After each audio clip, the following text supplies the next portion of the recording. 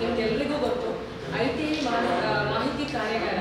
So ಇದು ಏನು ಮಾಹಿತಿ ಕಾರ್ಯಾಗಾರ ಅಲ್ಲ, ಯಾವುದಕ್ಕೋಸ್ಕರ ನಾವು ಮಾಡಿದ್ವಿ. ಸೊ ಎಲ್ರಿಗೂ ಹೈಸ್ಕೂಲ್ ತನಕ ಏನೂ ಪ್ರಾಬ್ಲಮ್ ಇಲ್ಲ. ಒಮ್ಮೆ ಅಡ್ಮಿಷನ್ ಆದರೆ regular classes 8th 9th 10th ಆದಮೇಲೆ ನೆಕ್ಸ್ಟ್ ಫಾಲ್ ನಾವು UC ಮಾಡೋದಾ ಇಲ್ಲ ಯಾವುದಾದ್ರೂ ಸ್ಪೆಷಲ್ ಸ್ಕಿಲ್ನಲ್ಲಿ ನಾವು ಎಕ್ಸ್ಪರ್ಟ್ ಆಗೋದು, ಅಂದರೆ ಅದ್ರ ಬಗ್ಗೆ ನಾವು ಟ್ರೈನಿಂಗ್ ತೊಗೊಳ್ಳೋದಾ, ಈ ಥರ ತುಂಬ ಕ್ವಶನ್ಸ್ ನಮ್ಮ ಲೈಫಲ್ಲಿ ಇದ್ದೇ ಇರುತ್ತೆ. ಮಕ್ಕಳಲ್ಲದೆ ಇವನ್ ಈಗ ಪೇರೆಂಟ್ಸಲ್ಲಿ ಆ ಕ್ವಶನ್ಸ್ಗಳು ಜಾಸ್ತಿ. ಯಾಕಂತ ಹೇಳಿದ್ರೆ ನನ್ನ ಮಗು ಹೀಗೆ ಆಗಬೇಕು, ಈ ಫೀಲ್ಡಲ್ಲಿ ಹೋಗಬೇಕು ಅನ್ನೋವಂಥ ಯೋಚನೆಗಳು ಪೇರೆಂಟ್ಸ್ಗಳಿಗೆ ತುಂಬ ಕಾಡ್ತಾ ಇರುತ್ತೆ. ಅಂದರೆ ಇದರಲ್ಲಿ ಹೋದರೆ ಏನಾಗ್ಬೋದು, ಮುಂದೆ ಅವ್ರಿಗೆ ಉದ್ಯೋಗದ ಅವಕಾಶಗಳು ದೊರೆಯುತ್ವಾ ಇಲ್ವಾ ಅಂತ ಒಂದು ಕ್ವಶನ್ ಇರುತ್ತೆ. ಸೊ ಈ ಎಲ್ಲ ಕ್ವಶನ್ಗಳಿಗೆ ಈಗ ಒಂದು ITI ಅನ್ನೋ ಕೋರ್ಸ್ ಯಾವಾಗಲೂ ಸ್ಟಾರ್ಟ್ ಆಗಿದೆ. ಬಟ್ ಇದ್ರ ಬಗ್ಗೆ ಮಾಹಿತಿ ನಮಗಿದೆಯಾ? ತುಂಬ ಜನರಿಗೆ ITI ಅದು ಏನು, ಅದು ಎಲ್ಲರೂ ಮಾಡ್ತಾರೆ, ಅದಕ್ಕೆ ಏನು ಓಪನಿಂಗ್ಸ್ ಇಲ್ಲ, ಅಂದರೆ ಅವಕಾಶಗಳಿಲ್ಲ, ಅದು ಮಾಡಿ ಪ್ರಯೋಜನ ಏನು, ಇಂಥ ಕ್ವಶನ್ಗಳು ಸ್ಟೂಡೆಂಟ್ಸ್ಗಳಲ್ಲಿವೆ. ಪೇರೆಂಟ್ಸ್ಗಳಿಗೆ ಮತ್ತೆ ಗೊತ್ತಾಗುತ್ತೆ. ಬಟ್ ಸ್ಟೂಡೆಂಟ್ಸ್ಗಳ ಮೈಂಡಲ್ಲಿ ಏನಿದೆ, ITI ಮಾಡಿದರೆ ಏನೂ ನಮಗೆ ಫಲ ಇಲ್ಲ, ಅಂದರೆ ಯೂಸ್ ಇಲ್ಲ, ಮುಂದೆ ಏನೂ ಮಾಡಲಿಕ್ಕಾಗಲ್ಲ, ನಾವು ಯಾವುದೇ ಒಂದು ಇದರಲ್ಲಿ ರೆಕಗ್ನೈಸ್ ಆಗಲಿಕ್ಕೆ ಸಾಧ್ಯ ಇಲ್ಲ, ನಮ್ಮನ್ನು ಐಡೆಂಟಿಫೈ ಮಾಡಲಿಕ್ಕೆ ಸಾಧ್ಯ ಇಲ್ಲ ಅನ್ನೋ ಒಂದು ಥಾಟ್ ಇರುತ್ತೆ. ಸೊ ಈ ಎಲ್ಲ ಪ್ರಶ್ನೆಗಳಿಗೆ ಇವತ್ತು ನಾವು ಉತ್ತರ ಕೊಡಬೇಕು ಅಂತ ತೀರ್ಮಾನಿಸಿದ್ದೇವೆ. ಅಂದರೆ ಈ ITI ಮಾಡಿ ಕೂಡ ನಾವು ಒಂದು ಜೀವನದಲ್ಲಿ ಒಳ್ಳೆ ಪೊಸಿಷನ್ಗೆ ಹೋಗ್ಬೋದು. ಹೋಗಿರುವಂಥ ತುಂಬ ಎಕ್ಸಾಂಪಲ್ಗಳು ನಮ್ಮ ಕೈಯಲ್ಲಿವೆ. ಸೊ ಎಲ್ಲ ಪ್ರಶ್ನೆಗಳಿಗೆ ಉತ್ತರ ನೀಡಲಿಕ್ಕೆ ಈಗ ನವೀನ್ KS ಇವರು ತುಂಬೆ ITI ಕಾಲೇಜ್ BA ಕಾಲೇಜ್ನ ಪ್ರಿನ್ಸಿಪಲ್, ಇವರು ನಮ್ಮ ಜೊತೆಗಿದ್ದಾರೆ. ಸೊ ಇವರಿಗೆ ನಾವು ನಮ್ಮೆಲ್ಲರ ಪರವಾಗಿ ಪ್ರೀತಿಪೂರ್ವಕವಾದ ಸ್ವಾಗತವನ್ನು ಬಯಸ್ತೇನೆ. ಇವರಿಗೆ ನಾನು ನಮ್ಮ ಆಶೀಶ್ ಸರ್, ಇವರು ಎಜುಕೇಷನ್ ಹಬ್ ಅಂತ ಏನು ಮಾಡಿದ್ದೇವೆ, ಇದರ ಕ್ವಾಲಿಟಿ ಅಸೆಸರ್, ಅಂದರೆ ಅದನ್ನೆಲ್ಲ ನೋಡ್ಕೊಳ್ಳೋರು ಇವರು ಕೊಟ್ಟು ಸ್ವಾಗತಿಸಬೇಕಂತ ಕೇಳ್ಕೊಳ್ತಾರೆ. ಸೊ ಈಗ ಇದಲ್ಲದೆ ನಮ್ಮ ಈ ಪ್ರೋಗ್ರಾಮಿಗೆ ಪೇರೆಂಟ್ಸ್ಗಳು ಬಂದಿದ್ದಾರೆ, ಸ್ಟೂಡೆಂಟ್ಸ್ಗಳು ಬಂದಿದ್ದಾರೆ, ಹಾಗೆ ನಮ್ಮ ಸುದ್ದಿ ಮಾಹಿತಿ ಸೆಂಟರಿಂದ ಬಂದಿದ್ದಾರೆ. ಎಲ್ಲ ಸುದ್ದಿ ತಂಡಕ್ಕೂ ನಾನು ಪ್ರೀತಿಪೂರ್ವಕವಾದ ಸ್ವಾಗತವನ್ನು ಬಯಸ್ತೇನೆ. ಸೊ ಎಲ್ಲ ಕಾರ್ಯಕ್ರಮದ ಯಶಸ್ವಿಗೆ ನಾವು ಒಂದು ಪ್ರಾರ್ಥನೆ ಅಂತ ಮಾಡ್ತೇವೆ. ಸೊ ಬಟ್ ಇಲ್ಲಿ ನಾವು ದೀಪವನ್ನು ಬೆಳಗುವುದರ ಜೊತೆಗೆ ನಮ್ಮ ಕಾರ್ಯಾಗಾರವನ್ನು ಉದ್ಘಾಟಿಸ್ತಿದ್ದೇವೆ. ಸರ್ ನವೀನ್ ಸರ್ ಅವರು ಇದನ್ನು ನಾನು ಮಾಡಬೇಕಂತ ಕೇಳ್ತೇನೆ.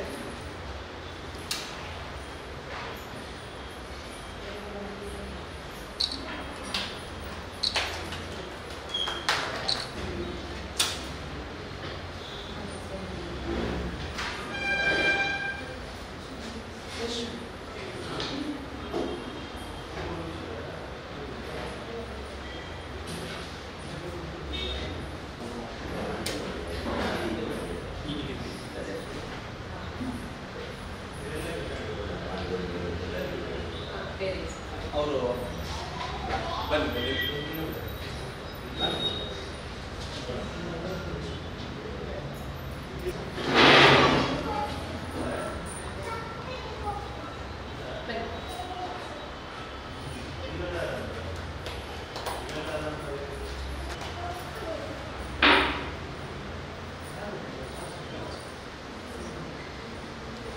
ಸೊ ಈಗ ದೀಪವನ್ನು ಬೆಳಗಿಸಿದ್ರಿಂದ ಈ ಕಾರ್ಯಕ್ರಮದ ಆರಂಭ ಆಗುತ್ತೆ.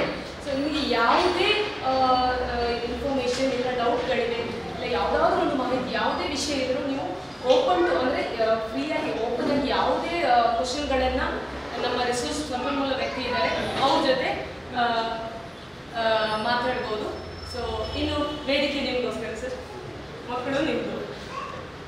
ವೇದಿಕೆಯ ಮುಂಭಾಗದಲ್ಲಿ ಆಸೀನರಾಗಿರುವ ಗೌರವಾನ್ವಿತ ಸುದ್ದಿ ಮಾಧ್ಯಮದ ಎಲ್ಲ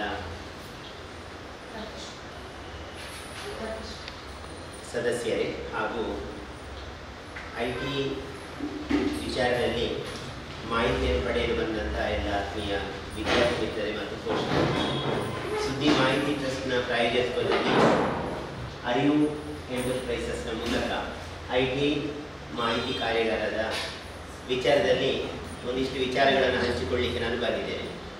ಸುಮಾರು ದಿನಗಳ ನಂತರ ಬಡವರಿಗಾಗಿ, ಮಧ್ಯಮ ವರ್ಗದವರಿಗಾಗಿ ಅತ್ಯಂತ ಕಡಿಮೆ ಅವಧಿಯಲ್ಲಿ, ಕಡಿಮೆ ಖರ್ಚಿನಲ್ಲಿ ಒಂದು ವಿದ್ಯಾಭ್ಯಾಸವನ್ನು ಮಾಡಿ ಸ್ವಂತ ಉದ್ಯಮ ಅಥವಾ ಖಾಸಗಿ ಅಥವಾ ಸರಕಾರಿ ಕ್ಷೇತ್ರದಲ್ಲಿ ಸೇವೆಯನ್ನು ಸಲ್ಲಿಸಿ ಒಂದು ಜೀವನವನ್ನು ಉತ್ತಮ ರೀತಿಯಲ್ಲಿ ಮಾಡೋದಕ್ಕೋಸ್ಕರ ಒಂದು ಶಿಕ್ಷಣದ ವ್ಯವಸ್ಥೆ ಬಹಳ ಅವಶ್ಯಕತೆ ಇದೆ. ದೇವರು ಎಲ್ಲರಿಗೂ ಎಲ್ಲವನ್ನೂ ಸಮಾನವಾಗಿ ಕೊಟ್ಟಿಲ್ಲ. ವಿದ್ಯೆ ಬುದ್ಧಿಯಲ್ಲಿ ವ್ಯತ್ಯಾಸ ಇದೆ, ಆರೋಗ್ಯದಲ್ಲಿ ವ್ಯತ್ಯಾಸ ಇದೆ, ಭವಿಷ್ಯದಲ್ಲಿ ವ್ಯತ್ಯಾಸ ಇರ್ತದೆ, ರೂಪದಲ್ಲಿ ವ್ಯತ್ಯಾಸ ಇರ್ತದೆ. ಆದರೆ ದೇವರು ಎಲ್ಲರಿಗೂ ಸಮಾನವಾಗಿ ಕೊಟ್ಟದ್ದು ಸಮಯವನ್ನು ಮಾತ್ರ. ಯಾರು ಸಮಯವನ್ನು ಸದ್ವಿನಿಯೋಗ ಮಾಡ್ತಾರ ಅವರು ಅತ್ಯಂತ ಮೇಲೆ ಬಂದ ನಿದರ್ಶನಗಳು ತುಂಬ ಇವೆ. ನಾವು ಬಡವರಾಗಿ ಹುಟ್ಟಿದಕ್ಕಾಗಿ ಬಡವರಾಗಿ ಬದುಕಬೇಕು ಅನ್ನುವ ವಿಷಯ ಇರುವುದಿಲ್ಲ. ಇವತ್ತು ಬಡವರಿಗಾಗಿ ಇರುವಂಥ ಒಂದು ಕೋರ್ಸ್ ಅಂದರೆ IT ಅಂತ ಎಲ್ಲ ಜನರ ಮನಸ್ಸಲ್ಲಿದೆ. ಆ್ಯಕ್ಚುಲಿ IT ಅಂದರೆ ಆ ಥರ ಅಲ್ಲ. 1935ರಲ್ಲಿ ಎರಡನೇ ಮಹಾಯುದ್ಧ ಆಯಿತು. 1945 ಸೆಪ್ಟೆಂಬರ್ 2ಕ್ಕೆ ಅದು ಕೊನೆಗೊಂಡಿತು. 6 ವರ್ಷ 1 ದಿನಗಳ ಕಾಲ ನಿರಂತರವಾಗಿ ನಡೆದಂಥ ಎರಡನೇ ಮಹಾಯುದ್ಧದಲ್ಲಿ ಭಾರತೀಯರು ಕೂಡ ತುಂಬ ಜನ ನಿರ್ಗತಿಕರಾಗಿದ್ದಾರೆ. ಉದ್ಯಮಗಳ ಮೊದಲೇ ಸ್ಟಾರ್ಟ್ ಆಗಿತ್ತು. ಸ್ವಾತಂತ್ರ್ಯ ಪೂರ್ವದಲ್ಲಿ ಅನೇಕ ಕೈಗಾರಿಕೆಗಳು, ಕಾರ್ಖಾನೆಗಳು, ರೈಲ್ವೆ, ವಿದ್ಯುತ್, ಬೇರೆ ಬೇರೆ ಕಾರ್ಖಾನೆಗಳು ಸ್ಥಾಪಿಸಲ್ಪಟ್ಟಿದ್ದವು. ಅದರಲ್ಲಿ ನುರಿತ ತಂತ್ರಜ್ಞರಿದ್ದರು, ಆದರೆ ಅದರಲ್ಲಿ ಟೆಕ್ನಿಕಲ್ ಲೇಬರ್ಸ್ಗಳು ಅಂತ ಇರಲಿಲ್ಲ. ಅಂಥ ಸಂದರ್ಭದಲ್ಲಿ ಈ ನಿರ್ವಸಿತರಾದವರಿಗೆ, ಎರಡನೇ ಮಹಾಯುದ್ಧದಲ್ಲಿ ನಿರ್ಗತಿಕರಾದವರಿಗೆ ಅವರು ಒಂದು ಕೆಲಸವನ್ನು ಕೊಡಲಿಕ್ಕೆ ಪ್ರಾರಂಭಿಸ್ತಾರೆ. 1948 ನಂತರ ನಡೆದಂಥ ಕೇಂದ್ರ ಸರ್ಕಾರದ ಒಂದು ವತಿಯಿಂದ ಕಾರ್ಮಿಕ ಇಲಾಖೆಯ ಅಡಿಯಲ್ಲಿ ಈ ನಿರ್ಗತಿಕರಾದವರಿಗೆ ತಾಂತ್ರಿಕ ವರ್ಗದಲ್ಲಿ ಕೆಲಸ ಮಾಡಲಿಕ್ಕೆ, ಕೂಲಿ ಕೆಲಸಗಾರರು ಅಂತ ಹೇಳಿದರೆ ಅದು ಕೊಟ್ಟು ಬಿಕಾಸ್ ಇಟ್ಕೊಂಡು ಇಲ್ಲಿ ಕೆಲಸ ಮಾಡುವಂಥದ್ದು. ಕಾರ್ಖಾನೆಯಲ್ಲಿ ಕೆಲಸ ಮಾಡಬೇಕಾದ್ರೆ ವಿಶೇಷವಾದ ತರಬೇತಿಗಳು ಬೇಕು. ಇವತ್ತು 18 ವರ್ಷ ಪ್ರಾಯ ತುಂಬಬೇಕು ಅನ್ನೋದು ಏನಕ್ಕೆ ಹೇಳೋದಂದರೆ ಅಷ್ಟು ಅವನಿಗೆ ಸ್ಥಿತಪ್ರಜ್ಞನಾಗಿದ್ದು, ಅವನಿಗೆ ಅಷ್ಟು ಗಾಂಭೀರ್ಯತೆ ಇದ್ದು, ಭವಿಷ್ಯದ ಬಗ್ಗೆ ಚಿಂತನೆ ಇರುವವನಿಗೆ 18 ವರ್ಷ ಆದರೆ ಮಾತ್ರ ಅವನು ಮೆಜಾರಿಟಿಗೆ ಬರ್ತಾನೆ. ಇಲ್ಲದ್ರೆ ಅದು ಬಾಲಕಾರ್ಮಿಕ ಅಂತ ಆಗ್ತದೆ. ಆದ ಕಾರಣ 18 ವರ್ಷದ ಒಳಗಿನವರಿಗೆ ಹೋಟೆಲಲ್ಲಿ ಪಾತ್ರೆ ತೊಳೆಯುವವರಿಗೆ ಅಲ್ಲಿ ಬರ್ದಿರ್ತಾರೆ ಬಾಲಕಾರ್ಮಿಕರಿಗೆ ಅವಕಾಶ ಇರುವುದಿಲ್ಲ, 15 ವರ್ಷ ಮೇಲ್ಪಟ್ಟ ಅವರಾಗಿರ್ಬೇಕು, 15 ವರ್ಷ ಮೇಲ್ಪಟ್ಟವರಾಗಿರ್ಬೇಕು ಅಂತ. 15 ವರ್ಷದ ಕೆಳಗಿನವರಿಗೆ ವಿದ್ಯಾಭ್ಯಾಸ ಕಂಪಲ್ಸರಿ ಸಿಗಬೇಕು ಅಂತ ಕೇಂದ್ರ ಸರ್ಕಾರದ ಕರಿಹಲಗೆ ಯೋಜನೆ ಇರ್ಬೋದು, ಅಥವಾ ಸಾರ್ವಜನಿಕ ಶಿಕ್ಷಣ ಇದೆ, ಅದು ಕಂಪಲ್ಸರಿ ಉಚಿತವಾಗಿ ಕೊಡಲ್ಪಡುವ ಸಿಸ್ಟಮ್ ಈಗ ನಮ್ಮಲ್ಲಿ ಇದೆ, ರಾಜ್ಯ ಮತ್ತು ರಾಷ್ಟ್ರದಲ್ಲಿ ಇದೆ. ಸೊ ಆ ಟೈಮಲ್ಲಿ 7ನೇ ಕ್ಲಾಸ್ ಪಾಸ್ ಆದ ಬರಹಗಳನ್ನು ಗೊತ್ತಿರುವಂಥ ಅಂಥವರನ್ನು ಕರ್ಕೊಂಡು ಬಂದು ಅವರಿಗೆ ತರಬೇತಿಯನ್ನು ಕೊಟ್ಟು ಅವರಿಗೆ ಜೀವನವನ್ನು ಉದ್ದೀಪನ ಮಾಡಲಿಕ್ಕೆ ಅವಕಾಶವನ್ನು ಪ್ರಾರಂಭದಲ್ಲಿ ಕೇಂದ್ರ ಸರ್ಕಾರ ಕೊಟ್ಟು, ಕೇಂದ್ರ ಸರ್ಕಾರ ನಿರಂತರವಾಗಿ 1956ರವರೆಗೆ ಕೇಂದ್ರ ಸರ್ಕಾರದ ಅಡಿಯಲ್ಲಿ ITಗಳು ನಡೀತಿದ್ದವು. ಬೆರಳೆಣಿಕೆ ITಗಳಿದ್ದವು. ಡಿಸ್ಟ್ರಿಕ್ಟ್ ಹೆಡ್ ಕ್ವಾರ್ಟರ್ಸಲ್ಲಿ ಮಾತ್ರ. ನಮ್ಮ ಮಂಗಳೂರು ಕದ್ರಿಯಲ್ಲಿರುವಂಥ ಸರ್ಕಾರಿ IT ಈಗ 65 ವರ್ಷಗಳಾಯಿತು. ಅದು 1960ರಲ್ಲಿ ಅದು ಓಪನ್ ಆಗಿದೆ. ಆನಂತರ ಮಡಿಕೇರಿಯಲ್ಲಿ ಒಂದು IT ಆಯಿತು, ಆನಂತರ ಹುಬ್ಬಳ್ಳಿಯಲ್ಲಿ ಒಂದಾಯಿತು, ಬ್ಯಾಂಗ್ಳೂರಿನಲ್ಲಿ. ಹೀಗೆ ಸರ್ಕಾರಿ ITಗಳು 50-60 ವರ್ಷಗಳ ಹಿಂದಿನಿಂದಲೂ ನಡೀತಾ ಇದೆ. ಇಂಥ ITಗೆ ಸೇರಿದವರಿಗೆ ಕೊನೆಗೆ 8ನೇ ಕ್ಲಾಸ್ ಪಾಸ್ ಆಗಬೇಕು ಅಂತಾಯಿತು. ಇನ್ನೂ ಸ್ವಲ್ಪ ಟೆಕ್ನಿಕಲ್ ಮುಂದುವರಿಯಿತು. ಕಾಲಕ್ರಮೇಣ ಕಾರ್ಮಿಕ ಇಲಾಖೆಯಲ್ಲಿ ರಾಷ್ಟ್ರೀಯ ವೃತ್ತಿ ಶಿಕ್ಷಣ ಪರಿಷತ್ತು ಅಂತ ಒಂದು ಸಂಸ್ಥೆಯನ್ನು ಹುಟ್ಟುಹಾಕಿತು ಕೇಂದ್ರ ಸರ್ಕಾರ. ಅದರ ಅಡಿಯಲ್ಲಿ national council for vocational training ಅಂತ ಹೇಳುವಂಥ ವಿಭಾಗವನ್ನು ತೆಗೆದು director of general of employment training, ಉದ್ಯೋಗ ಮತ್ತು ತರಬೇತಿ ಇಲಾಖೆಯ ಒಂದು ನಿರ್ದೇಶಕರಲ್ಲಿ ಒಂದು ITಯನ್ನು ಪ್ರಾರಂಭಿಸಿದೆ. ಅದಕ್ಕೆ ರಾಜ್ಯ ಸರ್ಕಾರಗಳಿಗೆ ಅದನ್ನು ಸ್ವಾಯತ್ತತೆ ನೀಡಿದರು. ಕೊನೆಗೆ ರಾಜ್ಯ ಸರ್ಕಾರದಲ್ಲೂ ಕೂಡ ಉದ್ಯೋಗ ಮತ್ತು ತರಬೇತಿ ಇಲಾಖೆ ಅಂತ ಹೇಳುವಂಥದ್ದನ್ನು ಪ್ರಾರಂಭಿಸಿ ಕಾರ್ಮಿಕ ಇಲಾಖೆಯ ಅಡಿಯಲ್ಲಿ IT ಅನ್ನುವ ಸಂಸ್ಥೆಗಳನ್ನು ಸ್ಟಾರ್ಟ್ ಮಾಡಿದರು. ಆವಾಗ IT ಮಾಡಿದವರೆಲ್ಲ ಈಗ ದೊಡ್ಡ ದೊಡ್ಡ ಕಂಪನಿಗಳಲ್ಲಿ ದೊಡ್ಡ ದೊಡ್ಡ ಆಫೀಸರ್ಗಳಾಗಿ ರಿಟೈರ್ಡ್ ಆಗಿದ್ದಾರೆ. ಟೆಕ್ನಿಕಲ್ ನಾಲೆಜ್ ಬರ್ತಾ ಬರ್ತಾ ಅದು ಇಂಪ್ರೂವ್ಮೆಂಟ್ ಆಗಿ ಅವನು ಯಾವುದೇ ಒಂದು ಹುದ್ದೆಗೆ ಏರಬಲ್ಲ. ಈಗ ಉದಾಹರಣೆಗಾಗಿ ನಮ್ಮ ಪ್ಯಾರಾಮೆಡಿಕಲ್ ಕೋರ್ಸಸ್ಸಲ್ಲಿ ಒಬ್ಬ ನರ್ಸ್ ಆದವನು ಡಾಕ್ಟರ್ ಆಗಲಿಕ್ಕೆ ಸಾಧ್ಯ ಇಲ್ಲ. ಆದರೆ ITನಲ್ಲಿ ಒಬ್ಬ SLC ಆದವನು ಅವನು IT ಮಾಡಿದರೆ ಮುಂದೆ ಎಕ್ಸಿಕ್ಯೂಟಿವ್ ಇಂಜಿನಿಯರ್ ಆಗೋ ಸಾಧ್ಯ. ಅವನು ಇಂಜಿನಿಯರಿಂಗ್ ಮಾಡಿರುವುದಿಲ್ಲ, ಆದರೆ ಅವನು ಎಕ್ಸಿಕ್ಯೂಟಿವ್ ಇಂಜಿನಿಯರ್ ಆಗಲಿಕ್ಕೆ ಸಾಧ್ಯ ಉಂಟು. ಅಂದರೆ ಅಷ್ಟರ ಮಟ್ಟಿಗೆ ತಾಂತ್ರಿಕ ತರಬೇತಿಯಲ್ಲಿ ಯಶಸ್ವಿ ತರಬೇತಿ ಪಡಿತಾ ಅವನ ಅನುಭವದ ಆಧಾರದಲ್ಲಿ ಅವನು ಯಾವ ಹುದ್ದೆಗೆ ಬೇಕಾದ್ರೂ ಹೇಳಬಲ್ಲ. ಇಲ್ಲದ ಅನಂತರಾಜ್ ಅಂತ ಒಬ್ಬರಿದ್ದು, ಅವರು ಮೈಕೋ, ಅವರು ITI ಮಾಡಿದ್ದು ಫಿಟ್ಟರಲ್ಲಿ. ಕೊನೆಗೆ ಮೈಕೋ ಕಂಪನಿದು ಸೀನಿಯರ್ ಪರ್ಚೇಸ್ ಆಫೀಸರ್ ಆಗಿ ಅವರು ರಿಟೈರ್ಡ್ ಆಗ್ತಾರೆ. ಅವರ ಅಂಡರಲ್ಲಿ BE ಆದವರು ME ಆದವರು ಅದೆಷ್ಟೋ ಜನ ಇದ್ದರು. ಇವತ್ತು ನಮ್ಮ ಮೆಸ್ಕಾಮಲ್ಲಿ ಇರ್ಬೋದು, ಅಥವಾ ರೈಲ್ವೆ ಇರ್ಬೋದು, ಅಥವಾ ಬೇರೆ ಬೇರೆ PWD ಇರ್ಬೋದು, ಇಲ್ಲೆಲ್ಲ IT ಆದಂಥ ವಿದ್ಯಾರ್ಥಿಗಳು ಇವತ್ತು ಬಹಳಷ್ಟು ದೊಡ್ಡ ಸಂಖ್ಯೆಯಲ್ಲಿ ಅವರು ಉನ್ನತ ಹುದ್ದೆಯನ್ನು ಅಲಂಕರಿಸಿದ ನಿದರ್ಶನಗಳು ತುಂಬ ಇವೆ. ಆನಂತರ ಏನಾಯಿತು ಅಂದರೆ ಸಾರ್ವಜನಿಕ ಶಿಕ್ಷಣ ಅಲ್ಲಲ್ಲಿ ಹೈಸ್ಕೂಲ್ಗಳು, ಕಾಲೇಜುಗಳು ಪ್ರಾರಂಭವಾದವು. ದೂರ ದೂರದಲ್ಲಿ ಒಂದೊಂದು ಪಾಲಿಟೆಕ್ನಿಕ್ಗಳು ಸ್ಟಾರ್ಟ್ ಆಯಿತು. ಸರ್ಕಾರಿ ಪಾಲಿಟೆಕ್ನಿಕ್ ಅಂದರೆ ಮಂಗಳೂರಲ್ಲಿ ಇದ್ದರೆ ಮತ್ತು ಎಲ್ಲಿ ಕೂಡ ಯಾವುದೇ ಪಾಲಿಟೆಕ್ನಿಕ್ಗಳು ಇರಲಿಲ್ಲ. 1984ರಲ್ಲಿ ಪ್ರಥಮ ಬಾರಿಗೆ ಸುಳ್ಯದಲ್ಲಿ KVG ಪಾಲಿಟೆಕ್ನಿಕ್ ಸ್ಟಾರ್ಟ್ ಆಯಿತು. KVG ಪಾಲಿಟೆಕ್ನಿಕ್ ಸ್ಟಾರ್ಟ್ ಆದ ಒಂದು 4 ವರ್ಷದ ನಂತರ ವಿವೇಕಾನಂದ ಪಾಲಿಟೆಕ್ನಿಕ್ ಸ್ಟಾರ್ಟ್ ಆಯಿತು. ಆನಂತರ ಅಲ್ಲಲ್ಲಿ ಪಾಲಿಟೆಕ್ನಿಕ್ಗಳು ಸ್ಟಾರ್ಟ್ ಆಗಲು ಸಾಧ್ಯವಾದವು. ಹೀಗೆ ಕರ್ನಾಟಕದಲ್ಲಿ 48 ಪಾಲಿಟೆಕ್ನಿಕ್ಗಳಿದ್ದರೆ ಇವತ್ತು 600-700 ಸಂಖ್ಯೆಯಿಂದ ಜಾಸ್ತಿ ಪಾಲಿಟೆಕ್ನಿಕ್ಗಳಿದ್ದಾವೆ. ಕೇವಲ 23 ITಗಳಿದ್ದಂಥ ಕರ್ನಾಟಕ ಸರ್ಕಾರದಲ್ಲಿ ಇವತ್ತು 1400 ITಗಳಿದ್ದಾವೆ. ಸುಮಾರು 340 ಸರ್ಕಾರಿ ITಗಳು, 196 ಪ್ರೈವೇಟ್ ಏಡೆಡ್ ಅನುದಾನಿತ ITಗಳು ಬಿಟ್ಟರೆ ಮತ್ತೆ 1100 ಪ್ರೈವೇಟ್ ITಗಳು ಇವತ್ತು ಕಾರ್ಯಾಚರಿಸ್ತಾ ಇದ್ದಾವೆ. ಈ ಎಲ್ಲ ITಗಳು ಸ್ವಂತವಾಗಿ ಒಬ್ಬ ಆಡಳಿತ ಮಂಡಳಿ ಒಂದು ಚಾರಿಟಿ ಅಂದರೆ ಒಂದು ಸೇವೆಯನ್ನು ಆಧರಿಸಿಕೊಂಡು ಬಡವರ್ಗದವರಿಗೆ ತರಬೇತಿಯನ್ನು ಕೊಡುವ ನಿಟ್ಟಿನಲ್ಲಿ ಒಂದೊಂದು ಟ್ರಸ್ಟ್, ಈಗ ಪುತ್ತೂರಲ್ಲಿ ಮಾಲಿಂಗೇಶ್ವರ IT ಅದು ದಕ್ಷಿಣ ಕನ್ನಡ ಗೌಡ ವಿದ್ಯಾಸಂಘದ ಟ್ರಸ್ಟ್ ಅಡಿಯಲ್ಲಿ ನಡೀತಾ ಇದೆ. ಹಾಗೆಯೇ ವೇಣೂರಲ್ಲಿ ಧರ್ಮಸ್ಥಳ ಮಂಜುನಾಥೇಶ್ವರ IT ಅವರದ್ದು ಟ್ರಸ್ಟ್ ಅಡಿಯಲ್ಲಿ ನಡೀತಾ ಇರ್ತದೆ. ಇನ್ನು ಅಲೋಸೆಸ್ IT ಕ್ರಿಶ್ಚಿಯನ್ ಇನ್ಸ್ಟಿಟ್ಯೂಷನ್ ಅವರ ಒಂದು ನೇಪಥ್ಯದಲ್ಲಿ ಇದರಲ್ಲಿ ನೇತೃತ್ವದಲ್ಲಿ ITಗಳು ನಡೀತಿರ್ತವೆ. ಬಡವರಿಗಾಗಿ ಒಂದು ಪ್ರಾರಂಭಿಸಿದ IT 2 ವರ್ಷ ITI ತರಬೇತಿಯನ್ನು ಪಡೆಯುವುದು. SLC ಪಾಸ್ ಆಗಿರಬೇಕು. ಆ ಹುಡುಗನಿಗೆ ನೇರವಾಗಿ ತರಬೇತಿ ಸಿಗ್ತದೆ. ಅದರಲ್ಲಿ ಅವರಿಗೆ ನೇರವಾಗಿ ಜಾಬ್ ಸಿಗ್ತದೆ. ಅವರು ಲೈನ್ಮ್ಯಾನ್ ಗ್ರೇಡ್ಗೆ ಹೋಗ್ತಾರೆ ಅಥವಾ ರೈಲ್ವೇಸ್ಗೆ ಹೋಗ್ತಾರೆ. PWD ಆದರೆ ಜೂನಿಯರ್ ಇಂಜಿನಿಯರ್ ಲೆವೆಲ್ವರೆಗೆ ಅವರು ತರಬೇತಿಯನ್ನು ಪಡೆದು ಅವರು ಜಾಬನ್ನು ಅಲಂಕರಿಸ್ತಾರೆ.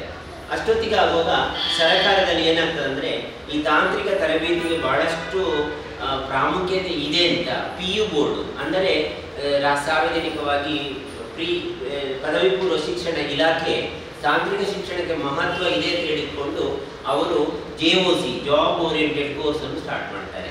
ಅದು ಇತ್ತೀಚೆಗೆ ಬಹಳಷ್ಟು ವಿಷಯದ್ದು ದೂರ ಇರಲಿಲ್ಲ. ಅದು ಕೇವಲ ಒಂದು 10 ವರ್ಷ ಮಾತ್ರ ನಡೆಯಿತು.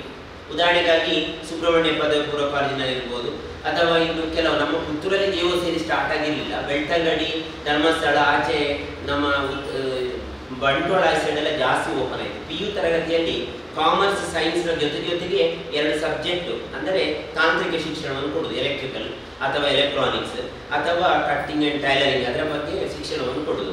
ಅದು ಜಾಬ್ ಓರಿಯೆಂಟೆಡ್ ವೃತ್ತಿಪರ ಶಿಕ್ಷಣ ಕೋರ್ಸ್ಗಳು. ಆದರೆ ಅದು ಏನಾಯ್ತು ಅಂದರೆ ಪರಿಪೂರ್ಣವಾದ ತರಬೇತಿ ಆಗಲಿಲ್ಲ. ಒಂದು ಪರಿಪೂರ್ಣವಾದ ತರಬೇತಿ ಆಗಬೇಕಾದ್ರೆ ಪ್ರಾರಂಭದಿಂದಲೇ ಅದಕ್ಕೆ ಮೂಲತಃ ವಿಚಾರಗಳನ್ನು ಅರ್ಥ ಮಾಡ್ಕೊಂಡು ಅವನು ಕೊನೆಯದಾಗಿ ಒಂದು ತಾಂತ್ರಿಕ ತರಬೇತಿಯನ್ನು ಪಡಿಬೇಕಾದ್ರೆ ಮಿನಿಮಮ್ 2 ವರ್ಷ ಬೇಕಾಗ್ತದೆ. ಈಗ ಪಾಲಿಟೆಕ್ನಿಕ್ ಮಿನಿಮಮ್ 3 ವರ್ಷ ಬೇಕು, ಇಂಜಿನಿಯರಿಂಗ್ಗೆ 4 ವರ್ಷ ಬೇಕು. ಆದರೂ ಕೂಡ ಸಂಪೂರ್ಣವಾಗಿ ಕಲಿಲಿಕ್ಕೆ ಆಗುವುದಿಲ್ಲ. ಅಷ್ಟೊಂದು ವಿಚಾರಗಳು ತಾಂತ್ರಿಕ ವಿಚಾರದಲ್ಲಿದೆ. ಈಗ ನಾವು ಅಂಗನವಾಡಿ ಮತ್ತು ಪ್ರೈಮರಿ ಸ್ಕೂಲ್ ಮತ್ತು ಹೈಸ್ಕೂಲ್ ಮತ್ತು ಇಂಜಿನಿಯರಿಂಗ್ ಹೇಗೆ ಹೈಯರ್ ಎಜುಕೇಷನ್ ಉನ್ನತ ವಿದ್ಯಾಭ್ಯಾಸ ಇದೆಯೋ ಅದೇ ರೀತಿ ತಾಂತ್ರಿಕ ವರ್ಗದಲ್ಲಿ ಕೂಡ ಕೆಳಮಟ್ಟದಿಂದಲೇ ಇದೆ. ಈಗ ಬರೀ ವೈರಿಂಗ್ ಮಾಡೋದು ಕೂಡ ಅದು ತಾಂತ್ರಿಕತೆ.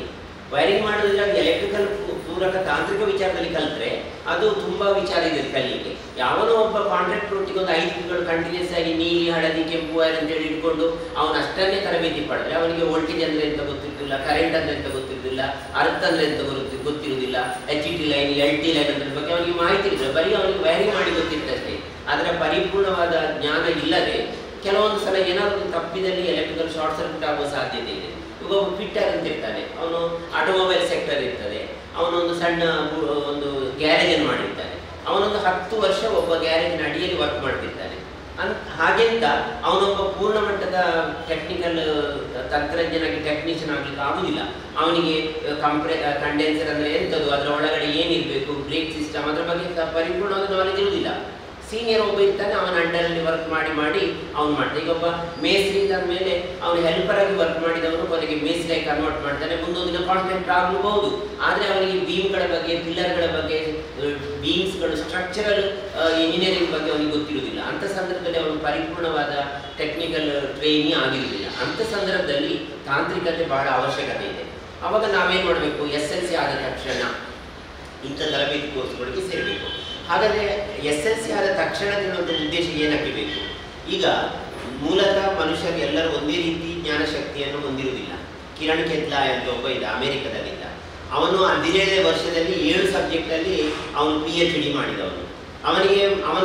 ಅವನನ್ನು ಸರಿ ಮೆಡಿಕಲ್ ಚೆಕಪ್ ಮಾಡಿದಾಗ ಸಾಮಾನ್ಯ ಮನುಷ್ಯರ ಜ್ಞಾನದಿಂದ ಮೆದುಳಿನಿಂದ 10 ಪಟ್ಟು ಜಾಸ್ತಿ ಪವರ್ ಅವನ ಮೆದುಳಿಗೆ ಇದೆ ಅಂತ ಅದು ಗೊತ್ತಾದ ನಂತರ ಗೊತ್ತಾಯ್ತು ಅವನಿಗೆ EQ ಅಂದರೆ ಇಂಟೆಲಿಜೆಂಟ್ IQ ತುಂಬ ಜಾಸ್ತಿ ಇತ್ತು ಅಂತ. ಕೆಲವರಿಗೆ IQ ಒಂದೇ ರೀತಿ ಇರುವುದಿಲ್ಲ, ಏನು ಮಾಡೋದು, ಈ ಬುದ್ಧಿಶಕ್ತಿ ಎಲ್ಲರಿಗೂ ಒಂದೇ ರೀತಿ, ಆದರೆ ಪ್ರಾಮಾಣಿಕತೆ ಇರ್ತದೆ, ಕೌಶಲ್ಯತೆ ಇರ್ತದೆ.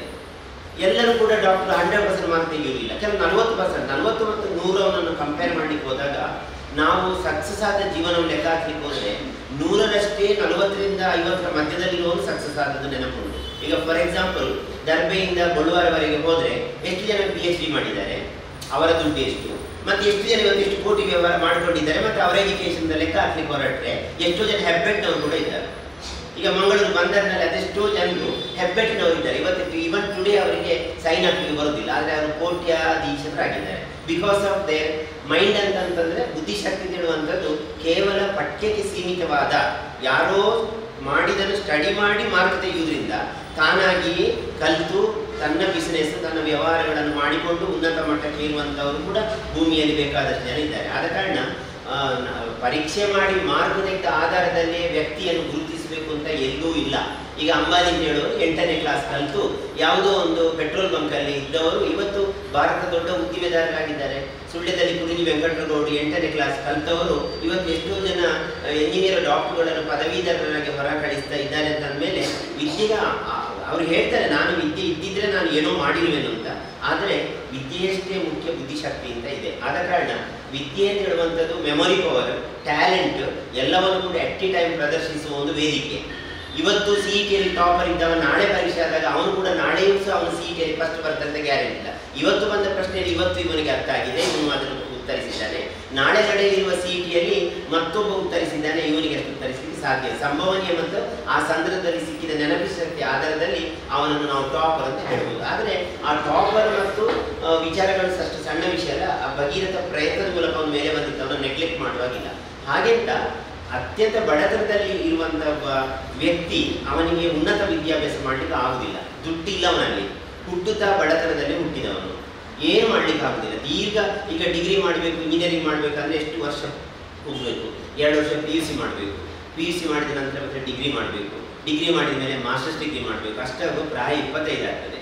ಅಪ್ಪ ಅಮ್ಮ ಆಲ್ರೆಡಿ ಕೂಲಿ ಕೆಲಸ ಮಾಡಿ ಬೆವರು ಸೋತಿರ್ತಾರೆ. ಇನ್ನೂ ಸಹ ನೀನು ಕಲ್ತುಕೊಂಡಿದ್ರೆ ನಾನು ಯಾವಾಗ ಇನ್ನು ನನಗೆ ನಿನ್ನ ಕೈಯಲ್ಲಿ ಸಂಪಾದನೆ ಮಾಡೋದು ಹೇಗೆ ಅಂತ ಗೊತ್ತಾಗ್ತದೆ. ಅಂಥ ಸಂದರ್ಭದಲ್ಲಿ ಇಂಥ ಕೋರ್ಸ್ಗಳೆಲ್ಲ ನಮಗೆ ಬಳಕೆಗೆ ಬರ್ತವೆ. ಒಂದು ಬಡತನ ಮತ್ತು ದುಡ್ಡಿನ ಕೊರತೆ, ಇದೆರಡಕ್ಕೆ ಪೂರಕವಾಗಿ ಈ ವಿದ್ಯಾಭ್ಯಾಸ ಬಹಳ ಅವಶ್ಯಕತೆ ಇದೆ. ಒಂದು ಟೈಮಲ್ಲಿ ಹೆಣ್ಣು ಮಕ್ಕಳಿಗೆ ಮಾತ್ರ ದೊಡ್ಡ ದೊಡ್ಡ ಹುದ್ದೆಗಳು ಅಲಂಕೃತವಾಗಿರಲಿಲ್ಲ, ಸೀಮಿತವಾಗಿ ಅವರು ಟೀಚಿಂಗಿಗೆ ಮಾತ್ರ ಆಗ್ತಿದ್ರು. ಮತ್ತು ಶಾರೀರಿಕವಾಗಿ ತುಂಬ ಕೆಲಸವನ್ನು ಮಾಡಲಿಕ್ಕೆ ಸಾಧ್ಯವಾಗದ ಸಂದರ್ಭದಲ್ಲಿ ಹೆಣ್ಣು ಮಕ್ಕಳಿಗೆ ದೊಡ್ಡ ದೊಡ್ಡ ಹುದ್ದೆಗಳು ಇರ್ತಿರಲಿಲ್ಲ.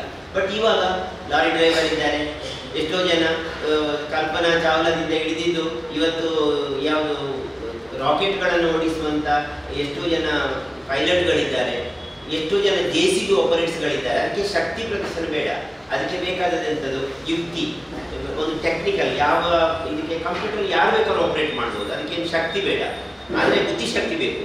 ಸೊ ಅದೇ ರೀತಿ ಇವತ್ತು ಟೆಕ್ನಿಕಲ್ ನಮಗೆ ತುಂಬ ಮುಂದುವರಿದ ವಿಚಾರವಾಗಿದೆ. ಸೊ ಈ ನಿಟ್ಟಿನಲ್ಲಿ SLC ಆದ ತಕ್ಷಣ ITI ಮಾಡಲಿಕ್ಕೆ ಅವಕಾಶಗಳು ಸರ್ಕಾರ ಕಲ್ಪಿಸಿಕೊಂಡಿದೆ. SLC ಫೈಲ್ ಆದವರಿಗೆ ಸಹ ಇವತ್ತು ಕೋರ್ಸ್ಗಳಿದ್ದಾವೆ. SLC ಫೈಲ್ ಆದವರಿಗೆ ಸಹ ಈಗ ನೋಡಿ, ಒಂದು ಹೇರ್ ಕಟ್ಟಿಂಗ್ ಮತ್ತು ಏನಿದೆ ಹೇರ್ ಕಟ್ಟಿಂಗ್ ಮತ್ತು ಫೇಸ್ ನಿಮಗೆ ಬ್ಯೂಟಿಷಿಯನ್ ಕೋರ್ಸ್ ಇದೆ ಅಲ್ವಾ, ಅದು ಕೂಡ ITIನಲ್ಲಿದೆ. ಅದು ಕೂಡ ITI ಸರ್ಟಿಫಿಕೇಟ್ ಬೇಕು. ಅದಕ್ಕೆ ಆ ಸರ್ಟಿಫಿಕೇಟ್ನಲ್ಲಿ ನೀವು ಎಂಥ ಒಂದು ಉದ್ದಿಮೆಯನ್ನು ಕೂಡ ಪ್ರಾರಂಭಿಸಲಿಕ್ಕೆ ಸಾಧ್ಯ ಆಗ್ತದೆ. ಹೆಣ್ಣು ಮಕ್ಕಳಿಗೆ ಆಗುದಿಲ್ಲ. ಈಗ ಮೆಕ್ಯಾನಿಕಲ್ ಇಂಜಿನಿಯರಿಂಗ್, ಲೇತ್ ವರ್ಕ್ ಮಾಡಬೇಕು, ವೆಲ್ಡಿಂಗ್ ಮಾಡಬೇಕು ಅಂತಿದ್ರೆ ಈಗೆಲ್ಲ ಕಂಪ್ಯೂಟರ್ ನ್ಯೂಮರಿಕಲ್ ಕಂಟ್ರೋಲ್ CNC ಮೆಷಿನ್ಸ್ಗಳಿದ್ದಾವೆ. ಅದರ ಆಧಾರದಲ್ಲಿ ನೀವು ಇವತ್ತು ಉದ್ದಿಮೆಯನ್ನು ಪ್ರಾರಂಭಿಸಲಿಕ್ಕೆ ಸಾಧ್ಯ ಆಗ್ತದೆ. ಆದ ಕಾರಣ ಹೆಣ್ಣು ಮಕ್ಕಳು ಅಂತ ಹೇಳುವಂಥ ಯಾವುದೇ ನಮೂನೆಯ ಇದು ವ್ಯತ್ಯಾಸಗಳೀಗ ಬರುವುದಿಲ್ಲ. ಸೊ ನಾನು ಹೇಳುವುದು SLC ಆದ ನಂತರ ITI ಮಾಡಲಿಕ್ಕೆ ಎಷ್ಟೆಲ್ಲ ಅವಕಾಶಗಳಿದೆ ಮತ್ತು ಎಲ್ಲೆಲ್ಲಿ ಮಾಡಬಹುದು ಅಂತ ನಾನು ಉದಾಹರಣೆ ಹೇಳ್ತೇನೆ. ಯಾಕಂದರೆ ನೋಡಿ, ಕಳೆದ 6 ದಿನಗಳಿಂದ ಪೇಪರಲ್ಲಿ ಆ್ಯಡನ್ನು ಕೊಡ್ತಾ ಇದ್ದಾರೆ, ITI ಮಾಹಿತಿ ಕಾರ್ಯಾಗಾರ ಅಂತ ಕೊಡ್ತಾ ಇದ್ದಾರೆ. ಈ ವಿಚಾರದಲ್ಲಿ ಎಷ್ಟು ಸಾವಿರ ವ್ಯೂಸ್ಗಳಾಗಿದ್ದಾವೆ. ಆದರೆ ನಾವೇನು ಮಾಡ್ತೇವೆ ಅಂತಂದರೆ ಇದರ ಬಗ್ಗೆ ತುಂಬ ತುಂಬ ಸೀರಿಯಸ್ ಆಗಿ ಕನ್ಸಿಡರ್ ಮಾಡೋದಿಲ್ಲ, ಅದರ ಬಗ್ಗೆ ತಿಳ್ಕೊಳ್ಳಿಕ್ಕೆ ಸಹ ಹೋಗುದಿಲ್ಲ ನಾವು, ಏನು ನಡೀತಾ ಇದೆ, ಯಾವ ಟೈಪ್ ನಾವು ಕೋರ್ಸ್ ಅಂತ. ಇವತ್ತು ಪುತ್ತೂರಲ್ಲಿ ಒಬ್ಬರು ಎಕ್ಸಿಕ್ಯೂಟಿವ್ ಇಂಜಿನಿಯರ್ ಇದ್ದಾರೆ, ಅವರು ITI ಮಾಡಿದ್ರು, ಮಹಿಳೆ ವಿಜಯಲಕ್ಷ್ಮಿ ಅಂತ. ಮೆಸ್ಕಾಮ್ ಅಲ್ಲಿ ಅಸಿಸ್ಟೆಂಟ್ ಎಕ್ಸಿಕ್ಯೂಟಿವ್ ಇಂಜಿನಿಯರ್ ಆಗಿದ್ದಾಳೆ, ITI ಮಾಡಿದ್ರು ಸುಮಾರು 25 ವರ್ಷದ ಹಿಂದೆ ಮಾಲಿಂಗೇಶ್ವರಿ ITI ಮಾಡಿ, ಆಮೇಲೆ ಅವರು ಡಿಪ್ಲೊಮಾ ಮಾಡಿದರು. ಡಿಪ್ಲೊಮಾ ಮಾಡಿದ ನಂತರ ಅವರಿಗೆ ITI ಆಧಾರದಲ್ಲಿ ಜಾಬಿನಿಗೆ ಯಾವುದು ಬಂತು, ಲೈನ್ ಮ್ಯಾನ್ ಗ್ರೇಡ್ ಸೆಕೆಂಡ್ ಅಂತ ಬಂತು. ಹಾಗೆ ಹೆಣ್ಣು ಮಕ್ಕಳು ಲೈನ್ ಮ್ಯಾನ್ ಹೇಗೆ ಮಾಡೋದು, ಲೈನ್ ಕಂಬ ಹತ್ತಬೇಕು, ಅದೆಲ್ಲ ಆಗ್ಲಿಕ್ಕೆ ಉಂಟಾ ಅಂತ ಹಿಂದೇಟಾಗ್ತಾರೆ. ಆ ಟೈಮಲ್ಲಿ ಆ ಥರ ಅವರನ್ನು ಮಾಡಿಸುವುದಿಲ್ಲ. ಹೆಣ್ಮಕ್ಕಳಿಗೆ ಕೆಲಸದಲ್ಲಿ ಕೂಡ ಬೇರೆ ಬೇರೆ ಟೈಪ್ ಕೆಲಸಗಳಿದ್ದಾವೆ. ಅವರಿಗೆ ಸ್ಟೋರ್ ಕೀಪರ್ ಆಗಿ ಅಥವಾ ಟೆಕ್ನಿಕಲ್ ಆಗಿ ಯಾವುದೇ ಮಾಹಿತಿಯನ್ನು ಕಲೆಕ್ಟ್ ಮಾಡಲಿಕ್ಕೆಲ್ಲ ವಿಷಯ ಇರುತ್ತೆ, ಅವರನ್ನು ಅದರಲ್ಲಿ ಮಾಡ್ತಾರೆ. ಡಿಪ್ಲೊಮಾ ಅದರಲ್ಲಿ ಅವರಿಗೆ ಪ್ರಮೋಷನ್ ಆಗ್ತದೆ. ಇನ್ನೊಂದು ಟೈಮ್ ಒಂದು ಪ್ರಮೋಷನ್ ಆಗಿ ಕೊನೆಗೆ ಅವರು JE ಆಗಿ ಪ್ರಮೋಟ್ ಆಗ್ತಾರೆ. ಸ್ವಲ್ಪ ಹೊತ್ತಲ್ಲಿ ಅವರು AE ಆಗ್ತಾರೆ. ಈಗ ಅಸಿಸ್ಟೆಂಟ್ ಎಕ್ಸಿಕ್ಯೂಟಿವ್ ಇಂಜಿನಿಯರ್ ಆಗಿ ಪ್ರಮೋಷನ್ ಆಗಿ ಇನ್ನೂ ಕೂಡ ಅವರಿಗೆ 12 ವರ್ಷ ಸರ್ವಿಸ್ ಉಂಟು.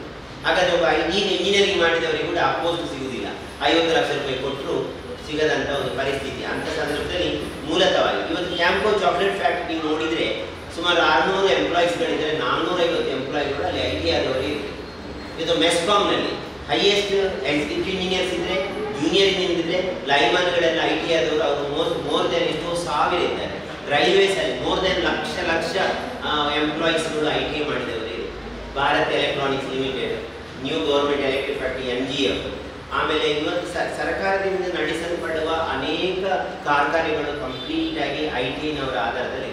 ಈಗ ಒಬ್ಬ ಇಂಜಿನಿಯರ್ ಅವನು ಹೇಳಬಲ್ಲ ಕರೆಂಟ್ ಹೇಗೆ ಹೋಗ್ತದೆ ಅಂತ, ಆದರೆ ಅದಕ್ಕೆ ಕೈ ಹಾಕಲಿಕ್ಕೆ ಬರೋದಿಲ್ಲ, ಅದಕ್ಕೆ ITI ಆಗಬೇಕು. ಟ್ರಾನ್ಸ್ಫಾರ್ಮರ್ ವೈಂಡಿಂಗ್ ಹೇಗೆ, ಅದಕ್ಕೆ ಹೇಗೆ ಆಗ್ತದೆ, ಎಷ್ಟು ವೋಲ್ಟೇಜ್ ಬರ್ತದೆ ನೋಡಬೇಕಾದ್ರೆ ನುರಿತ ತಂತ್ರಜ್ಞರ ಬೇಕು. ಈ ನುರಿತ ತಂತ್ರಜ್ಞರು ಯಾವ ITI ಮಾಡಿದವರು. ಉದಾಹರಣೆಗಾಗಿ ಈಗ ನರ್ಸಿಂಗಿಗೆ ಯಾಕೆ ಎಷ್ಟು ಇಂಟ್ರೆಸ್ಟ್ ಅಂತೇಳಿ, ಯಾಕೆ ಎಷ್ಟು ಸ್ಕೋಪ್ ಇರೋದಿಗೆ ಹೇಳಿ, ಇವತ್ತು ನಮಗೆ ದೈಹಿಕವಾಗಿ ತುಂಬ ಏನಿದೆ, ತುಂಬ ತೊಂದರೆಗಳು, ರೋಗಕ್ಕೆ ತುತ್ತಕ್ಕೆ ಒಳಗಾಗ್ತೇವೆ, ನಾವು ಹಾಸ್ಪಿಟಲೈಸ್ ಆಗ್ತೇವೆ. ಹಾಸ್ಪಿಟಲೈಸ್ ಆದಾಗ ಡಾಕ್ಟ್ರ್ ಬಂದು 5 ನಿಮಿಷ, ಒಂದು 5 ನಿಮಿಷ ಬರ್ತಾರೆ, ಚೆಕಪ್ ಮಾಡ್ತಾರೆ, ಹೋಗ್ತಾರೆ. ಆನಂತರ ಇಡೀ ಶುಶ್ರೂಷೆ ಮಾಡೋದು ಯಾರು, ಅಲ್ಲಿರುವ ನರ್ಸ್ಗಳು. ಒಂದು ಆಪರೇಷನ್ ಆಗಲಿ ಡಾಕ್ಟರ್ ಬರ್ತಾರೆ 5 ನಿಮಿಷ, ಆನಂತರ ಸ್ಟಿಚ್ ಮಾಡಿದ ನಂತರ ಕಂಪ್ಲೀಟ್ ಮಾಡೋದು ಯಾರು, ಅದನ್ನು ನರ್ಸ್ಗಳು. ಆದ ಕಾರಣ ಅಲ್ಲಿ ಡಾಕ್ಟರ್ಗಳ ಅವಶ್ಯಕತೆ ಎಷ್ಟೇ, ನರ್ಸ್ಗಳ ಅವಶ್ಯಕತೆ ಕೂಡ ಇದೆ. ಅದೇ ರೀತಿ ಟೆಕ್ನಿಕಲ್ ಆಗಿ ನಾವು ಹೇಳೋದಿದ್ರೆ ನಾವು ಯಾವುದೇ ಇಂಡಸ್ಟ್ರೀಸ್ಗಳಲ್ಲಿ ಮುಖ್ಯ ಬೇಕಾದ್ದು ITI ಆದವರು. ITI ಆದವರಿಗೆ ಇದ್ದಷ್ಟು ಮಹತ್ವ ಬೇರೆ ಯಾರಿಗೆ ಸಹ ಇರುವುದಿಲ್ಲ. ಈಗ ನೀವಿಲ್ಲಿ ಬಾಳಗೋಡಿಂದ ಬಂದಿದ್ದೀರಿ, ನೀವೆಲ್ಲಿಂದ ಬಂದಿದ್ದಮ್ಮ? ದಾರನಗುರ್ಕ ಅಂತ ಬಂದಿದ್ದೀರಿ. ಈಗ ನೋಡಿ, ನೀವು ಮಗನಿಗೆ ಬೇಕಾಗಿ ಬರುದು. ಆಕ್ಚುಲಿ ಮಗ SLC ಪಾಸ್ ಆಗಿದ್ದಾನೆ,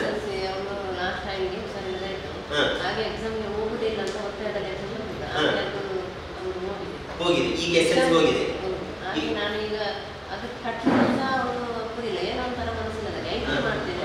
ಈಗ ITI ಮಾಡಲಿಕ್ಕೆ SLCಯಲ್ಲಿ ITI ಮಾಡಲಿಕ್ಕೆ ಅವಕಾಶ ಇದೆ ವೆಲ್ಡರಿಗೆ, ಫೈಲ್ ಆದವರು. ಮತ್ತೆ ನೋಡಿ, ನಾವು ಹೇಳುವಂಥದ್ದು ಪೇರೆಂಟ್ಸ್ಗಳಿಗೆ ವೆಲ್ಡರ್ ಅಂತ ಹೇಳಿದ ಕೂಡಲೇ ಭಯ, ಕಣ್ಣಿಗೆ ಎಫೆಕ್ಟ್ ಆಗ್ತದೆ, ಶರೀರಕ್ಕೆ ಭಯ ಆಗ್ತದೆ ಅಂತ. ನೀವೀಗ ಇವತ್ತು ಮನೆಗೆ ಒಂದು ಗೇಟ್ ಆಗಬೇಕು, ಒಂದು ಮಾಡಾಗಬೇಕು ಅಂತ ಇದ್ದರೆ ನೀವು ಹೋಗಿ ಯೋಚನೆ ಮಾಡಿ, ಏನಾಗ್ತದೆ ಅಂತ ಹೇಳಿದರೆ 100% ನಿಮಗೆ ದುಡ್ಡು ಮಾಡಲಿಕ್ಕೆ ಜಾಸ್ತಿ ಆಗೋದ್ರೆ ವೆಲ್ಡರ್ ಟ್ರೇಡ್ನಲ್ಲಿ. ಇವತ್ತು ಸರ್ಕಾರ SLC ಫೈಲ್ ಆದವರಿಗೆ ಸಮೇತ ITI ವೆಲ್ಡರ್ ಮಾಡಲಿಕ್ಕೆ ಅವಕಾಶ ಕೊಟ್ಟಿದೆ. ಯಾಕೆಂತ ಹೇಳಿದರೆ ಪಾಸ್ ಆದವರಿಗೆ ಇತ್ತು, ಪಾಸ್ ಆದವರು ಜಾಸ್ತಿ ಬರಲಿಲ್ಲ. ಕೊನೆಗೆ ಏನು ಮಾಡಿದರೆ SLC ವರೆಗೆ ಬಂದಿದ್ದಾರೆ, 8ನೇ ಕ್ಲಾಸ್ ಪಾಸ್ ಆಗಿದ್ದಾರೆ, 9ನೇ ಕ್ಲಾಸ್ ಪಾಸ್ ಆಗಿದ್ದಾರೆ. SLCಯಲ್ಲಿ ಎಲ್ಲ ಮಕ್ಕಳ ಹಾಗೆ ಅವರು SLC ಪರೀಕ್ಷೆ ಕೂತಿದ್ದಾರೆ, ಅವರ ಹಾಲ್ ಟಿಕೆಟ್ ಇದೆ, ಅವರಿಗೆ ರಿಸಲ್ಟ್ ಬಂದಿದೆ. ಆದರೆ ಅವನು SLC ಪಾಸ್ ಆಗಲಿಲ್ಲ. ಪಾಸ್ ಆದವನಿಗೆ ಇವತ್ತು ಅವನಿಗೆ ಏನೇ ವ್ಯತ್ಯಾಸ ಇದೆ, ಏನು ಮಾರ್ಕಾರ್ಡಲ್ಲಿ ಸ್ವಲ್ಪ ವ್ಯತ್ಯಾಸ ಇರ್ಬೋದು, ಆದರೆ ಬುದ್ಧಿವಂತಿಕೆಯಲ್ಲಿ ಏನು ವ್ಯತ್ಯಾಸ ಇರಲಿಕ್ಕಿಲ್ಲ. ಅಂಥ ಸಂದರ್ಭದಲ್ಲಿ ಅವನನ್ನು ನೋಡಿ, ನಿಮ್ಮ ಉದಾಹರಣೆಗೆ ಹುಷಾರಿದ್ದಾನೆ, ಈಗ ಅವನಿಗೆ ವ್ಯವಸ್ಥೆ ಇದೆ.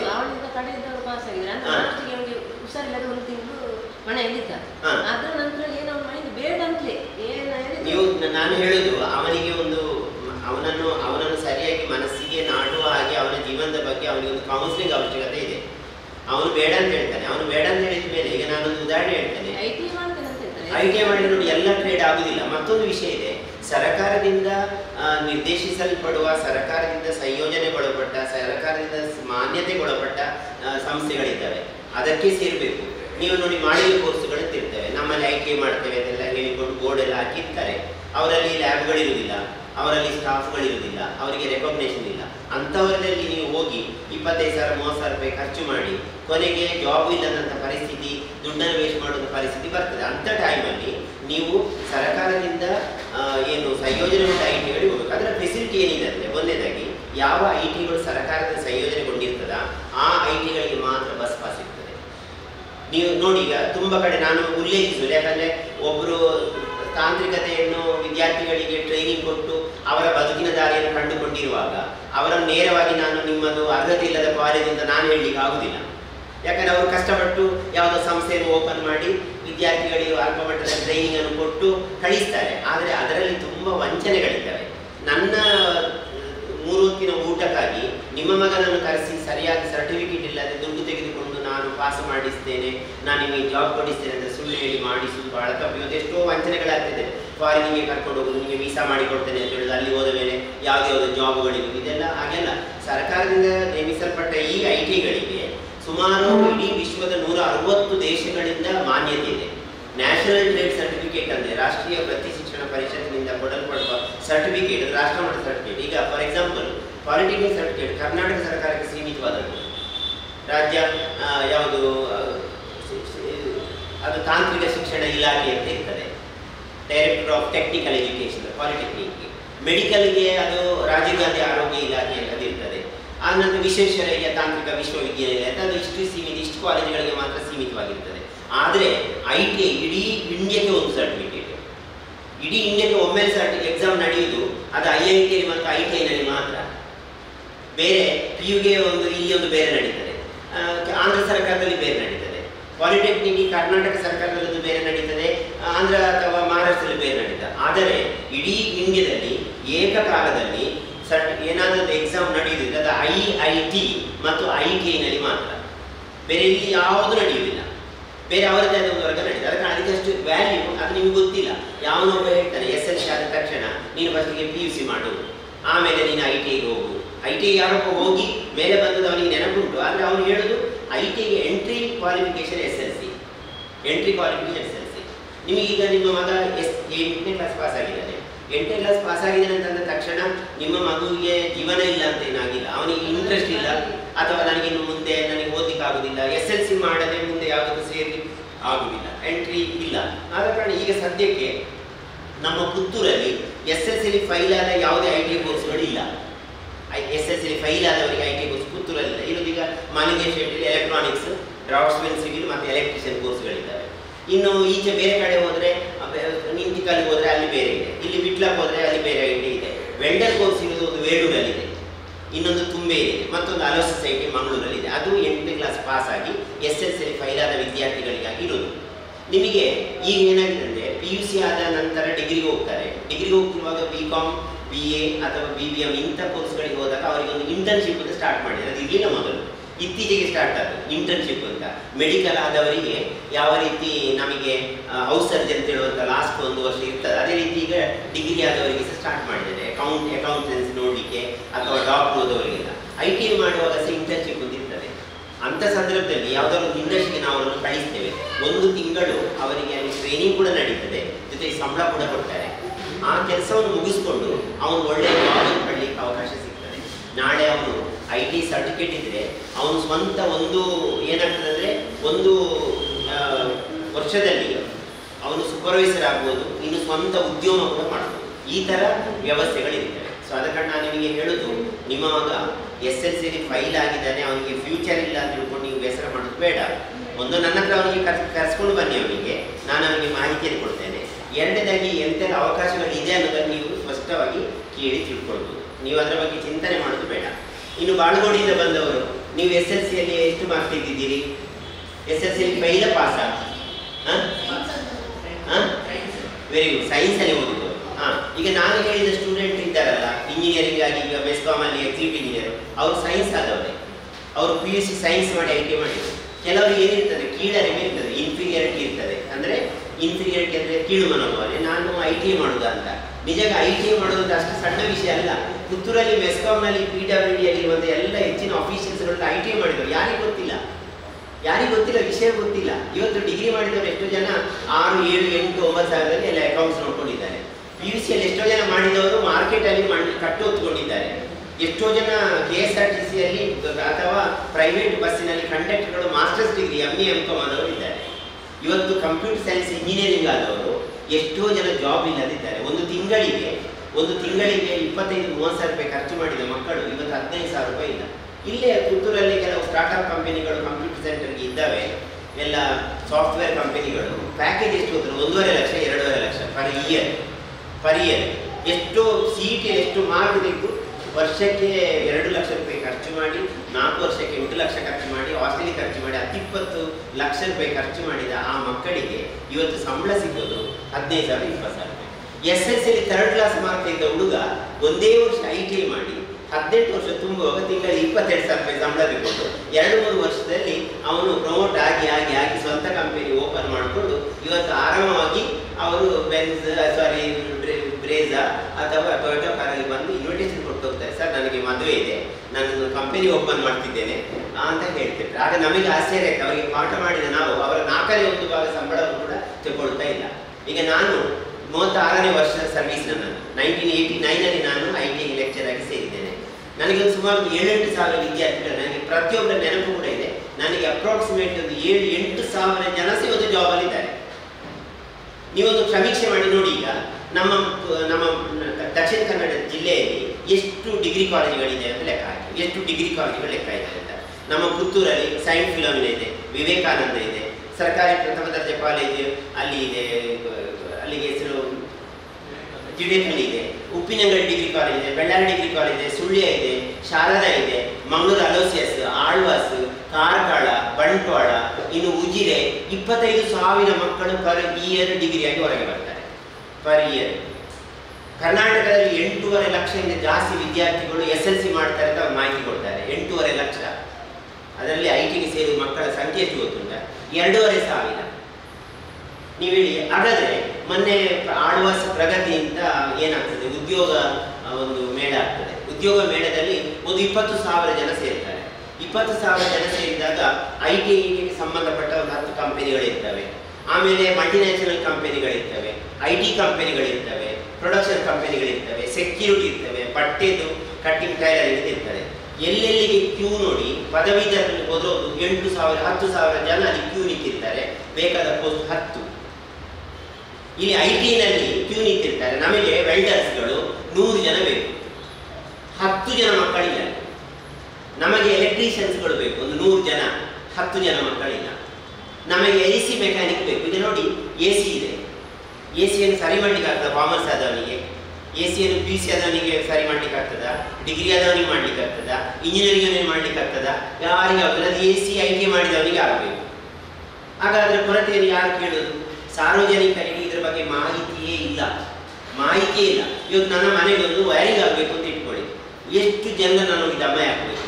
ಒಂದು ಪಾಯಿಂಟ್ ಇದೆ, ಅದಕ್ಕೊಂದು 50 ರೂಪಾಯಿ ಒಂದು ಪಾಯಿಂಟಿಗೆ 700ರಿಂದ 1000 ರೂಪಾಯಿ ಚಾರ್ಜ್ ಮಾಡ್ತಾರೆ. ಅದಕ್ಕೆ ಬೇಕು 4 ವಯರ್, 50 ರೂಪಾಯಿಗೆ 2 ಸ್ವಿಚ್ ಮತ್ತು ಪ್ಲಗ್. ಚಾರ್ಜ್ ಎಷ್ಟು? 800,000. ಯಾರಿಗೊತ್ತು ಟೆಕ್ನಿಕಲ್ ಬಗ್ಗೆ? ನಮ್ಮದೊಂದು ಮೊಬೈಲ್ ಹಾಳಾಯಿತು. ಮೊಬೈಲ್ ಹಾಳಾದ್ರೆ ಇವತ್ತು ಮೊಬೈಲ್ ಟೆಕ್ನಿಷಿಯನ್ಸ್ ಅಲ್ಲಲ್ಲಿ ಹುಟ್ಟಿದೆ. ಇದಕ್ಕೆ ದೊಡ್ಡ ತರಬೇತಿ ಬೇಡ. ಅದು ಏನಾಗ್ತದೆ? Use and throw. ಇದರದ್ದು ಪಾರ್ಟ್ ಹೋಗಿದೆ, ತೆಗೆಯೋದು ಬೇರೆ ಹಾಕೋದೆ. ಅದಕ್ಕೆ ಟೆಕ್ನಿಕಲ್ ಬೇಡ. ಈಗ ಅದಕ್ಕೆ ತುಂಬ ಮೊಬೈಲ್ ಟೆಕ್ನಾಲಜಿಯನ್ನು 3 ತಿಂಗಳಲ್ಲಿ ಕಲಿಯಲಿಕ್ಕೆ ಆಗ್ತದೆ. ಜಾಸ್ತಿ ಸಂಖ್ಯೆಯಲ್ಲಿ ಮೊಬೈಲ್ ಯೂಸ್ ಮಾಡುವ ಕಾರಣ ಜಾಸ್ತಿ ಸಂಖ್ಯೆಯಲ್ಲಿ ಮೊಬೈಲ್ ಅಂಗಡಿಗಳು ಪ್ರಾರಂಭವಾಗಿವೆ. ಅದರಲ್ಲಿ ಕಂಪ್ಯೂಟರ್ಗೆ ಅದು ಹಾಕಿದ ಕೂಡ ಎಲ್ಲಿ ಫಾಲ್ಟ್ ಇದೆ ಅಂತ ಹೇಳ್ತದೆ, ಅದನ್ನು ರಿಮೂವ್ ಮಾಡ್ತದೆ. ಅದನ್ನು ಹಾಕಿದರೆ ಅವನಿಗೆ ಮುಗಿದ ಅವನೊಂದು 2 ತಿಂಗಳ ಟ್ರೈನಿಂಗ್ ಕೂಡ ಮಾಡ್ಬೋದು. ಆದರೆ ಮೊಬೈಲ್ನಾಗೆ ವೆಲ್ಡಿಂಗ್ ನನಗೊಂದು ಗೇಟ್ ಆಗಬೇಕು ಅಂತ ನೋಡಿ. ಇದೊಂದು ಕಬ್ಬಿಣ ಏನಿದೆ, ಕಿಟಕಿ ಇದೆ. ಈ ಕಿಟಕಿಯಲ್ಲಿ ಕಬ್ಬಿಣಕ್ಕೆ 70 ರೂಪಾಯಿ kg-ಗೆ. ಈ ಕಬ್ಬಿಣದ ಸಲಾಕೆಗಳು ಸಿಗ್ತವೆ kg-ಗೆ 70 ರೂಪಾಯಿ. ಆದರೆ ಅದನ್ನು ಕಟ್ ಮಾಡಿ ವೆಲ್ಡ್ ಮಾಡಿದ ಮೇಲೆ ಅದು ಸ್ಕ್ವೇರ್ ಫೀಟ್ ಲೆಕ್ಕ ಬರ್ತದೆ. ಇದರಲ್ಲಿ ಮ್ಯಾಕ್ಸಿಮಮ್ ಒಂದು 250 ರೂಪಾಯಿ ಕಬ್ಬಿಣ ಇರ್ಬೋದು ಮೇಡಮ್, 250 ರೂಪಾಯಿ ಕಬ್ಬಿಣ ಇರ್ಬೋದು. ಆದರೆ ಇದಕ್ಕೆ 3,000 ರೂಪಾಯಿ. 3,000 ರೂಪಾಯಿ ಏನು ಮಾಡ್ತಾರೆ? ನಮ್ಮಲ್ಲಿ ಒಬ್ಬ ಸ್ಟೂಡೆಂಟ್ ಇದ್ದ, ಅವನ ಹೆಸರು ನಾನು ಯಾಕೆ ಉದಾಹರಣೆ ಕೊಡ್ತೇನೆ, ಯಾಕಂದ್ರೆ ನಾನಿಲ್ಲಿ ಮಾಹಿತಿ ಕಾರ್ಯಕ್ರಮ ಮಾಡಬೇಕಾದ್ರೆ ಆ ಸ್ಟೂಡೆಂಟ್ಸ್ಗಳು ಅದನ್ನು ತಿಳ್ಕೊಳ್ಳುವಂಥ ವಿಚಾರ ಇರುವವರು ತುಂಬ ಹೇಳಿದರೆ ನಾನು ಹೇಳ್ಬೋದು. ಈಗ ನೀವು ಇಷ್ಟು ಜನ ಇದ್ದೀರಾ, ನಿಮಗೆ ನಾನು ITI ಬಗ್ಗೆ ನಾನು ನನ್ನದೇ ಆದ ಭಾಷೆಯಲ್ಲಿ ಗ್ರಾಮ್ಯವಾಗಿ ಹೇಳ್ಬೋದಂದರೆ, ಒಬ್ಬ ಸಚಿನ್ ಅಜೇಕರ್ ಅಂತ ಹುಡುಗ ಇದ್ದ. ಅವನ ತಂದೆ ಸಣ್ಣ ಪ್ರಾಯದಲ್ಲಿ ತೀರಿ ಹೋಗಿರ್ತಾರೆ. 2 ಅಕ್ಕನವರು ಇರ್ತಾರೆ. ಅವನಿಗೆ ಅಕ್ಕನವರಿಗೆ ಮದುವೆ ಮಾಡಿ ಕೊಡಬೇಕು. ಮನೆಯಲ್ಲಿ ಒಂದು 60 ಸೆನ್ಸ್ ಜಾಗ, ಏನು ಮಾಡ್ಲಿಕ್ಕೆ ಆಗುದಿಲ್ಲ. SLC ಒಂದು 58% ಮಾರ್ಕ್ ಇದ್ದ ಹುಡುಗ ಅವನು ಉಡುಪಿಯಲ್ಲಿ ಹೋಗಿ ಬಾರಿಗೆ ಸೇರ್ತಾನೆ. ಚಂದ ಸ್ಕೂಲದ ಹುಡುಗ ಚಂದ ಇದ್ದಾನೆ ಅವನು. ಆ ಹುಡುಗನಿಗೆ ಸಪ್ಲೈಯರ್ ಆಗಿ ಸೇರ್ತಾನೆ. ಅವನ ಸರ್ವಿಸ್ ನೋಡಿ ಅವನ ಬಾರಿನ ಓನರ್ ಅವನನ್ನು ಕ್ಯಾಶರ್ ಮಾಡ್ತಾರೆ. ಕ್ಯಾಶರ್ ಮಾಡಿದ ಹುಡುಗ ಕೊನೆಗೆ ಅವನು ತಿಂಗಳಿಗೆ 35-40 ಸಾವಿರ ರೂಪಾಯಿ ಸಂಪಾದನೆ ಮಾಡ್ತಾನೆ. ಟಿಪ್ಸ್ ಅದು ಇದು ಅಂತೆಲ್ಲ. ಅವನ ಮೇಲೆ ಬರ್ತಾನೆ. 2 ಅಕ್ಕಂದರಿಗೆ ಮದುವೆ ಮಾಡಿಕೊಡ್ತಾನೆ. ಒಬ್ಬಳ ಗಂಡ ಪೊಲೀಸ್, ಮತ್ತೊಬ್ಬ ಲಾಯರ್. ಒಳ್ಳೆ ಮದುವೆ ಮಾಡಿಕೊಡ್ತಾರೆ. ಮದುವೆ ಮಾಡಿಕೊಟ್ಟ ಮೇಲೆ ನೋಡಿ, ಜೀವನ ಒಂದೇ ರೀತಿ ಇರುವುದಿಲ್ಲ. ಅವನು ನಾನ್ ಟೆಕ್ನಿಕಲ್ ಆದವನು. ಆ ಬಾರಲ್ಲಿ ಒಬ್ಬ ಸೀನಿಯರ್ ಸೂಪರ್ವೈಸರ್ ಆಗಿ ಕೊನೆಗೆ ಕಾಯಶರಾಗಿ ಸೇರಿದ ಹುಡುಗನಿಗೆ 45 ಸಾವಿರ ರೂಪಾಯಿ ಸಂಬಳ ಸಿಗ್ತದೆ. ಆದರೆ ಅವನಿಗೆ ಸಿಕ್ಕಿಸಿ ಹಾಕೋಗಿದ್ದು, ಅವನನ್ನು ಸಿಕ್ಕಿಸಿ ಹಾಕೋನು ಹಾಗೆ ಮಾಡ್ತಾನೆ. ಹೀಗೆ ಓನರಿಗೆ ಸಂಶಯದ ಕ್ರಿಮಿ ಒಳಗೆ ಹೋಗಿದ ಕೂಡಲೇ ಒಂದು ಫೈನ್ ಡೇ ಹ್ಯಾಸ್ ರಿಲೀಸ್, ಅವನ ರಿಲೀಸ್ ಮಾಡಿಬಿಟ್ಟ, ನೀವು ಬೇಡ ನನಗೆ ಅಂತ. ಮತ್ತೆ ಇಲ್ಲಿ ನಮ್ಮ ಉಪ್ಪಳಿಕೆ ಅಂತ ಇದೆ ಈ ಜಾಗ, ಬೆಟ್ಟಂಪಾಡಿ ಏರಿಯಾದಲ್ಲಿ. ಅಲ್ಲೊಂದು ಬಾರಲ್ಲಿ 7 ಸಾವಿರ ರೂಪಾಯಿಗೆ ಸೇರ್ತಾರೆ. ಅಲ್ಲಿಯೂ ಅವನಿಗೆ ಸರಿ ಬರುವುದಿಲ್ಲ. ಕೊನೆಗೆ ಅವನನ್ನು ಬಿರ್ವಾ ಸೆಂಟರ್ ಅಂತ ಇಲ್ಲಿ ನಮ್ಮ ಇದು ಮೇಲ್ಗಾರಾಗಿದೆ, ಅಲ್ಲಿ ಇರ್ತಾನೆ. ಆವಾಗ ನಾನು ತುಂಗಾರಿಗೆ ಪ್ರಿನ್ಸಿಪಲ್ ಆಗಿದ್ದೆ. ಅಡ್ಮಿಷನ್ ಓಪನ್ ಅಂತ ನೋಟಿಸ್ ಬರ್ತದೆ, ಸುದ್ದಿ ಬಿಡುಗಡೆಯಲ್ಲಿ ಬಂದಿದ್ದನ್ನು ಅವನು ನೋಡಿರ್ತಾನೆ. ಅವನು ನೋಡಿ ಅಡ್ಮಿಷನ್ಗೆ ಯೋಚನೆ ಮಾಡ್ತಿರ್ತಾನೆ. ಅವನ ಅಕ್ಕನನ್ನು ಕೊಟ್ಟದ್ದು ಶೃಂಗೇರಿಯಲ್ಲಿ ಹೋಗ್ತಾ ಇರುವ ದಾರಿಯಲ್ಲಿ ಅವರ ಕಾರು ಹಾಳಾಗ್ತದೆ. ರಾತ್ರಿ 9:30 ಗಂಟೆ. ಒಂದು ಗ್ಯಾರೇಜ್ ಓಪನ್ ಇದ್ರೆ ಕ್ಲೋಸ್ ಆಗಿದೆ. ಅವನು ಆ ಗ್ಯಾರೇಜನ್ನು ಹೋಗಿ ಓಪನ್ ಮಾಡಿದ್ರೆ ಹಿಂದೆ ಮನೆ ಹೋಗಿ ಡೋರು ತೆಗಿತಾನೆ. ಆಗ ಅವರು ಹೇಳ್ತಾರೆ ಕ್ಲೋಸ್ ಆಗಿದೆ, ಬಟ್ ಗ್ಯಾರೇಜ್ ನಮ್ಮದೇ ಅಂತ. ಮತ್ತೆ ದಯವಿಟ್ಟು ನಮಗೆ ಶೃಂಗೇರಿಗೆ ಹೋಗಬೇಕು, ದಯವಿಟ್ಟು ನಮಗೆ ಅದನ್ನು ಸರಿ ಮಾಡಿಕೊಡಿ ಅಂತ. ಸರಿ ಮಾಡಿಕೊಡ್ತಾರೆ. ಸರಿ ಮಾಡಿಕೊಡೋದು ಅವರು ಭಾವ ಹೇಳ್ತಾರೆ ಅಂಗಡಿಯವರ ಹತ್ರ, ನೀವೆಂತ? ನಾನು ಧರ್ಮಸ್ಥಳ ವೇಣೂರು ITಯಲ್ಲಿ ಡೀಸೆಲ್ ಮೆಕ್ಯಾನಿಕ್ನಲ್ಲಿ ITI ಮಾಡಿದ್ದು. ಒಂದು 2 ವರ್ಷ ತರಬೇತಿ ಪಡೆದಿದ್ದೆ, ಮತ್ತೆ ನನಗೆ ಸ್ವಂತ ಮಾಡಿದ್ದು. ಈಗ ನನಗೆ ದಿನಕ್ಕೆ ಕಡಿಮೆ ಪಕ್ಷ ಒಂದು 5-6 ಸಾವಿರ ರೂಪಾಯಿ ಇನ್ಕಮ್ ಇದೆ. ಈ ಮನೆಯಲ್ಲಿ ಅದರ ದುಡ್ಡಲ್ಲಿ ಕಟ್ಟಿದ್ದು ಅಂತ ಅವನ ಭಾವ ಹೇಳ್ತಾರೆ. ಅವನಿಗೆ 26 ವರ್ಷ ಆಗ ಆ ಹುಡುಗನಿಗೆ, ಆ ಸಚಿನ್ ಅನ್ನೋ ಹುಡುಗನಿಗೆ. ಆಗ ನೀನು ಈ 5 ಸಾವಿರ ರೂಪಾಯಿ 6 ಸಾವಿರ ರೂಪಾಯಿಗೆಲ್ಲ ಬಾರಲ್ಲಿ ಕೂತ್ಕೊಂಡು ಸಾಯುವುದು, ನೀವು ITI ಮಾಡಬಾರ್ದ ಅಂತ ಹೇಳ್ತಾನೆ. ಸೀದಾ ITIಗೆ ಬರ್ತಾನೆ, ನಮ್ಮ ITI ಬರ್ತಾನೆ. ನನಗೆ ಮೊದಲೇ ಅದರ ಬಗ್ಗೆ ತುಂಬ ಐಡಿಯಾಸ್ ಇದೆ. ಅವನಿಗೆ ಸಂಕ್ಷಿಪ್ತವಾಗಿ ವಿಚಾರ. ಆಗ ಅವನ ತಾಯಿ ಕೂಗಿ ಹೇಳ್ತಾರೆ, ಎಂಕನಿಗೆ ದೇವರಿದ್ದೇವ ಎಂಚಾಣ ಮಾನ್ಕೆನ ಮಗತ್ತೊಂದು ಜಾಬ್ ಮಾಡ್ಬೋದು ಸರ್, ಇದು ಮಾತ್ರ ಭಂಗಬದ್ದೆ ಇತ್ತೆ ಬಜಿ 5 ಸಾವಿರ ರೂಪಾಯಿ ಸಂಬಳ ಇತ್ತೆ ನಮ್ಮ ಮರ್ಮಯ ಪಂತೆ ಅಂತೇಳಿ ಅವನನ್ನು ಕರ್ಕೊಂಡೋಗಿ ನಮ್ಮ ITI ಸೇರ್ತಾರೆ. ನನಗೂ ಅಷ್ಟು ಆರೋಗ್ಯ ಸರಿ ಇಲ್ಲ ಅಂತ. ಕೊನೆಗೆ ಅವರು ನನಗೆ ಎಷ್ಟು ಕ್ಲೋಸ್ ಆಗಿದ್ರು ಅಂದರೆ, ಅವರು ITIಗೆ ಆಗಾಗ ಪೇರೆಂಟ್ಸ್ ಮೀಟಿಂಗ್ ಬರ್ತಿದ್ರು. ಕೊನೆಗೆ ಕಾಲೇಜಿನಲ್ಲಿ ಪೇರೆಂಟ್ಸ್ ಮೀಟಿಂಗ್ಗೆ ನಿನ್ನೆ ತಾನೇ ಮಗಳದ್ದು ಡೆಲಿವರಿ ಆಗಿದೆ, ಆ ಹಸುವನ್ನು ಬಿಟ್ಟು ಓಡಿಕೊಂಡು ಅವ್ರು ಪೇರೆಂಟ್ಸ್ ಮೀಟಿಂಗ್ ಬಂದಿದ್ದರು. ಫೈನಲಿ ಅವನು ಕ್ಯಾಂಪಸ್ ಸೆಲೆಕ್ಷನ್ ಆದ ಕಿರ್ಲೋಸ್ಕರ್ ಕಂಪನಿಗೆ. ಅವನು ಕಾಲೇಜಿಗೆ ಟಾಪರ್ ಆದ. ಅಷ್ಟೊತ್ತಿಗೆ ಆಗುವ ಇನ್ನು 2 ತಿಂಗಳಿದೆ ಅಂತ ಆಗೋದು ಅವರಿಗೆ ಆರೋಗ್ಯ ಸರಿ ಇಲ್ಲದಾಯಿತು. ಅವರಿಗೆ ಹಾರ್ಟ್ ಆಪರೇಷನ್ ಆಗಬೇಕು ಅಂತಾಯಿತು. ಆಗ ನಾನು ಅವನಿಗೆ ಹೇಳಿದೆ, ನೀನು ಹಾರ್ಟ್ ಆಪರೇಷನ್ ಮಾಡಿಸಿದರೆ ಈಗಲೇ ಮಾಡಿಸು, ಯಾಕೆಂದರೆ ನೀನು ನಾಳೆ ಹೋದ ಮೇಲೆ ಅಮ್ಮನ ಜೊತೆ ಯಾರಿಗುದಿಲ್ಲ, ಜಾಬಿಗೆ ಹೋದ ಮೇಲೆ ಅವರು ಒಬ್ಬರೇ ಇರ್ತಾರೆ ಅಂತ. ಹಾಗೆ ಅವರು ಸ್ವಲ್ಪ ಒತ್ತಡದಲ್ಲಿ ಇರ್ತಾರೆ.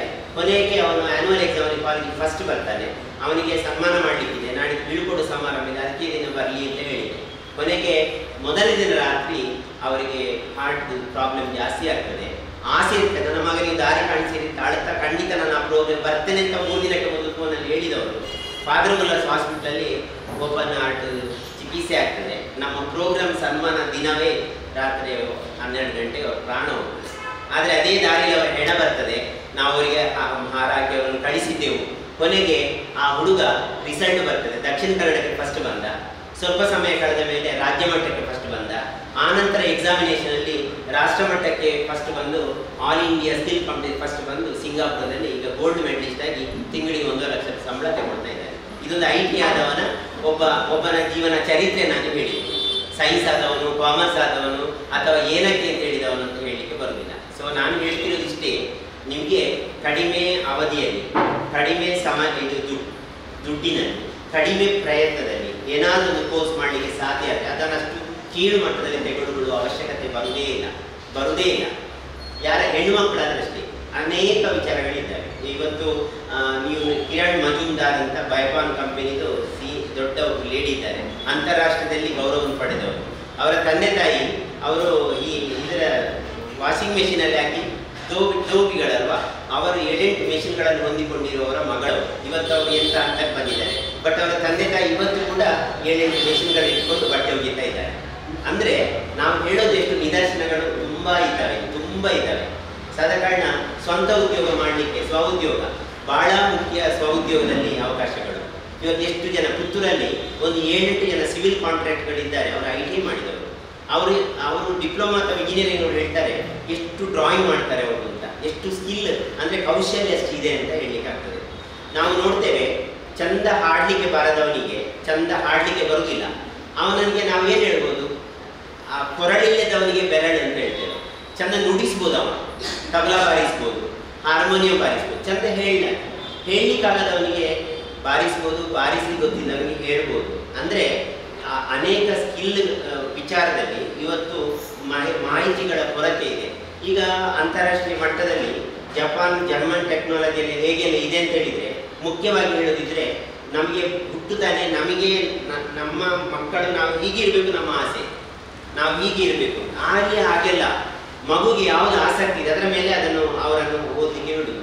ಈಗ ಜೂನಿಯರ್ ಟೆಕ್ನಿಕಲ್ ಸ್ಕೂಲ್ ಅಂತ ಇಲ್ಲಿ ನಮ್ಮ ಕದ್ರಿಯಲ್ಲಿದೆ ಜೂನಿಯರ್ ಟೆಕ್ನಿಕಲ್ ಸ್ಕೂಲ್.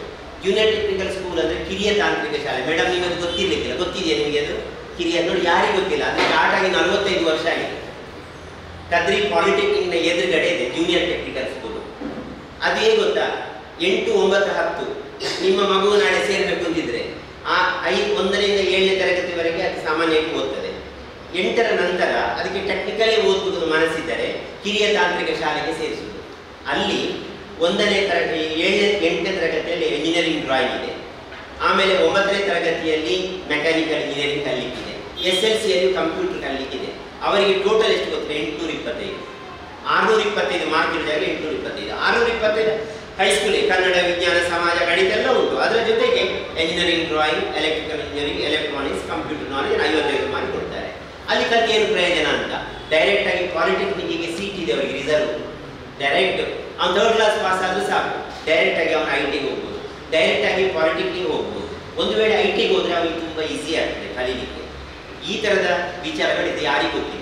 ಅದು ಇಂಡಿಯಾ ಮತ್ತು ಕೆನಡಾ ಕೊಲಾಬ್ರೇಟೆಡ್. ಇವನ್ ಕದ್ರಿ ಪಾಲಿಟೆಕ್ನಿಕ್ ಕೂಡ ಅದು ಅಂತಾರಾಷ್ಟ್ರೀಯ ಮಟ್ಟದಲ್ಲಿ ಒಪ್ಪಂದ ಆದ ಇನ್ಸ್ಟಿಟ್ಯೂಷನ್. ಪಾಲಿಟೆಕ್ನಿಕ್ ಆಗಿ ಸಾಮಾನ್ಯವಾಗಿ ಒಂದು ಇನ್ಸ್ಟಿಟ್ಯೂಷನ್ ಅಲ್ಲ. ಅಲ್ಲಿ ಡಿಪ್ಲೊಮಾ ಮಾಡಿದವರಿಗೆ ವಿಶೇಷವಾದ ಸೌಲಭ್ಯಗಳಿದ್ದಾವೆ. MRPL ಇಂಥ ಕೆಲವು ಕಂಪನಿಗಳು ನೇರವಾಗಿ ಒಪ್ಪಂದ ಮಾಡಿಕೊಂಡು ಅಲ್ಲಿ ಸ್ಟಡಿ ಮಾಡಿದ ಮಕ್ಕಳಿಗೆ ನೇರವಾಗಿ ವ್ಯವಸ್ಥೆಗಳಿರ್ತವೆ. ಸೊ ಈ ನಿಟ್ಟಿನಲ್ಲಿ IT ಅಂತ ಹೇಳೋದ್ರ ಬೆಲೆ ಅದು ಕಲ್ತವನಿಗೆ ಮಾತ್ರ ಗೊತ್ತು. ನೀವು ಯಾರಾದ್ರೂ ಒಬ್ಬ IT ಇತ್ತೀಚೆಗಿನ ಕೆಲವು ಮಕ್ಕಳನ್ನು ಕೇಳಿ ನೋಡಿ, ಏನು ಪ್ರಯೋಜನ ಇಲ್ಲ ಅಂತ. ಯಾಕೆ ಹೇಳ್ತಾರೆ ಹೇಳಿ? ಅವರಿಗೆ ಅದರ ಮಹತ್ವವೇ ಗೊತ್ತಿಲ್ಲ. ಅವರು ಯಾಕೆ ಶಾಲೆಗೆ ಹೋಗಿದ್ದಾರೆ, ಅಲ್ಲಿ ಎಷ್ಟು ಎಫರ್ಟ್ ಹಾಕಿದ್ದಾರೆ, ಮತ್ತು ಅದರ ಬಗ್ಗೆ ಎಷ್ಟು ಕಲ್ತಿದ್ದಾರೆ. ಈಗ ಸೈನ್ಸ್ ಅನ್ನು ಎಲ್ಲರೂ ಓದ್ತಾರೆ. 90% ಮೇಲೆ ಓದೋರು ಮಾತ್ರ engineering, medical, NEET, CET, JEE ಇದೆಲ್ಲ ಓದ್ತಾರೆ. ಜಸ್ಟ್ ಪಾಸ್ ಆಗಬೇಕು ಅಂತಿದ್ದವನಿಗೆ ಎಂತ ಗೊತ್ತಿಲ್ಲ ಅದರ ಬಗ್ಗೆ ನಾಲೆಜ್. ನಾನು ITಗೆ ಸೇರುವಾಗಲೇ ಅವನಿಗೆ ಒಂದು ಉದ್ದೇಶ ಇರಬೇಕು. PUC ಸೇರುವಾಗಲೇ ನಾನು ಕಾಮರ್ಸ್ ಸೇರಿದೆ. ಯಾಕೆ ಸೇರಿದೆ ಕಾಮರ್ಸಿಗೆ? ಮುಂದೆ IT ಮಾಡಲಿಕ್ಕೆ ಕಾಮರ್ಸ್ ಸೇರಿದಲ್ಲ. ಅವ ಸೇರಿದಂತಕ್ಕೆ ಒಂದು ಅವನೊಬ್ಬ ಅಕೌಂಟೆಂಟ್ ಆಗಬೇಕು, ಅವನೊಬ್ಬ ಮಾಸ್ಟರ್ಸ್ ಡಿಗ್ರಿ ಆಗಬೇಕು, ಅವನೊಬ್ಬ CA ಮಾಡಬೇಕು, ಅವನೊಂದು ಬಿಸ್ನೆಸ್ ಅಡ್ಮಿನಿಸ್ಟ್ರೇಷನ್ ಮತ್ತು ಬಿಸ್ನೆಸ್ ಮ್ಯಾನೇಜ್ಮೆಂಟ್ ಬಗ್ಗೆ ತಿಳ್ಕೊಳ್ಬೇಕು ಅನ್ನೋ ಉದ್ದೇಶದಲ್ಲಿ ಅವನು ಕಾಮರ್ಸಿಗೆ ಸೇರಿದರೆ, ಅವನಿಗೆ ಪ್ಲ್ಯಾನ್ ಮತ್ತು ವಿಷನ್ ಇದ್ದರೆ ಆಗ ಅವನು ಅದು ಸೇರಿದಕ್ಕೆ ಸಾಧ್ಯ. ಇದು ಒಟ್ಟಾರೆ ಅಜ್ಜನಟ್ಟ ಆಗದ ಮರ, ಎಲ್ಲರೂ ನೇತಾಡ್ತಾರೆ. ನಾನು ಅದು ನೇತಾಡೋದು ಅಂತ PUCಗೆ ಸೇರಿದರೆ ಅದು ಏನಾಗ್ತದೆ ಅಂತಂದರೆ ಅದರ ಸದುಪಯೋಗ ಪಡಲಿಕ್ಕೆ ಸಾಧ್ಯವೇ ಇಲ್ಲ. ಸೊ ಈ ನಿಟ್ಟಿನಲ್ಲಿ ವ್ಯವಸ್ಥೆಗಳು ಸರಿಯಾಗಿ ಪೂರಕವಾಗಿ ಸರ್ಕಾರ ಜನರನ್ನು ಮುಟ್ಟಿಸುವಲ್ಲಿ ಏನಾಗಿದೆ, ಸೋತಿದೆ. ಆದ ಕಾರಣ ನಿಮಗೆ ನೋಡಿ, ಇವನಿಗೆ ಸೈನ್ಸ್ ಆದ ಹುಡುಗ ಅಂತಂದ ಮೇಲೆ IT ಮಾಡಬಾರ್ದು ಏನಲ್ಲ. ನೀನು ಒಂದು ಲೆಕ್ಕದಲ್ಲಿ ನೀನು IT ಮಾಡಿಕೊಂಡ್ರೆ ಬಹಳಷ್ಟು ಈಸಿ ಆಗ್ತದೆ ನಿನಗೆ IT ಮಾಡಲಿಕ್ಕೆ. ಈಗ PUC ಸೈನ್ಸ್ ಮಾಡಿದಲ್ಲ, ನೀನು ಪಾಸ್ ಆಗಿದ್ದೆ PUCಯಲ್ಲಿ?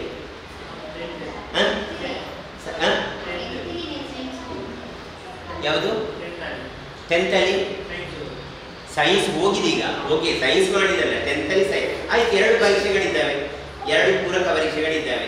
ನೆಕ್ಸ್ಟ್ ನಾಡಿದ್ದು ಪರೀಕ್ಷೆ ಆಗ್ತದೆ, ಅದರ ನಂತರ ಇನ್ನೊಂದು ಪರೀಕ್ಷೆ ಆಗ್ತದೆ.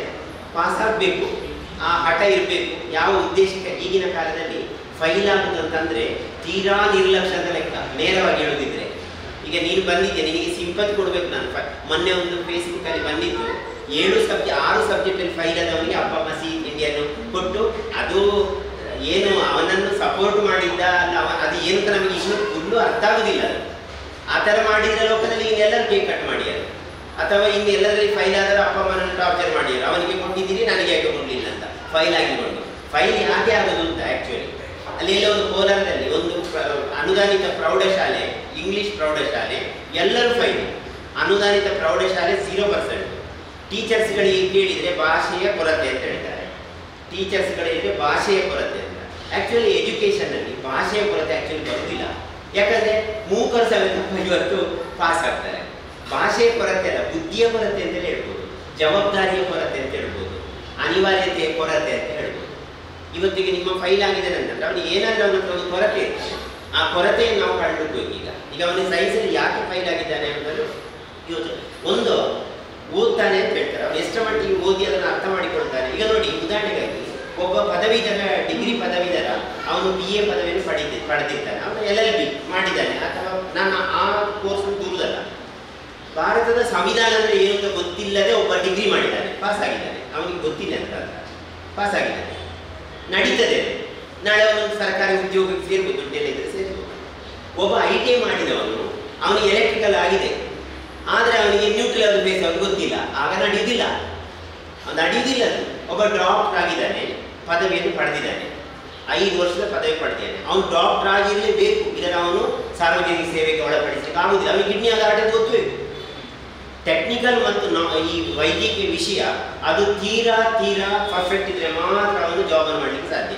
ಬೇರೆ ಯಾವ ಫೀಲ್ಡ್ ಕೂಡ ಗೊತ್ತಿಲ್ಲದೆ ಯಾವ ಇಲಾಖೆಯವರು ಕೂಡ ವರ್ಕ್ ಮಾಡ್ಬೋದು. ಇವತ್ತು ಪೊಲೀಸ್ ಇಲಾಖೆಯವರು, ಕಾನೂನು ಇಲಾಖೆಯವರು, ಯಾರ ಇಲಾಖೆಯವರು ಕೂಡ ಒಳ್ಳೊಳ್ಳೆ ತಿಳಿದವರು, ನಮ್ಮ ಭಾರತದ ಸಭ್ಯತೆಯ ಮೇಲೆ ಇಟ್ಟಿರುವವರು ಒಳ್ಳೆಯದು ಸತ್ಯ. ಆದರೆ ಇವತ್ತು ಸಿವಿಲ್ PWD ಇಂಜಿನಿಯರ್ಸ್ಗಳಿದ್ದಾರೆ, ಅವರಿಗೆ ಅದರ ಎಷ್ಟು ಕಾಂಕ್ರೀಟ್ನ ಮಿಕ್ಸ್ ಎಷ್ಟು ಗೊತ್ತಿಲ್ಲ, ಲಕ್ಷಗಟ್ಟಲೆ ಲಂಚ ತೆಗೆದುಕೊಂಡು ಇಂಜಿನಿಯರ್ ಆಗಿರ್ತಾರೆ. ಇವತ್ತು ಕಟ್ಟಿದ ಸಂಕ ನಾಳೆ ಬೀಳ್ತದೆ, ಇವತ್ತು ಮಾಡಿದ ರೋಡ್ ನಾಳೆ ಹೇಳ್ತಾರೆ. ಯಾಕಂದರೆ ಟೆಕ್ನಿಕಲಿ ಕ್ವಾಲಿಫಿಕೇಶನ್ ಅಷ್ಟು ಚೆನ್ನಾಗಿರುವುದಿಲ್ಲ, ದುಡ್ಡು ಕೊಟ್ಟು ಬಂದಿರ್ತಾರೆ.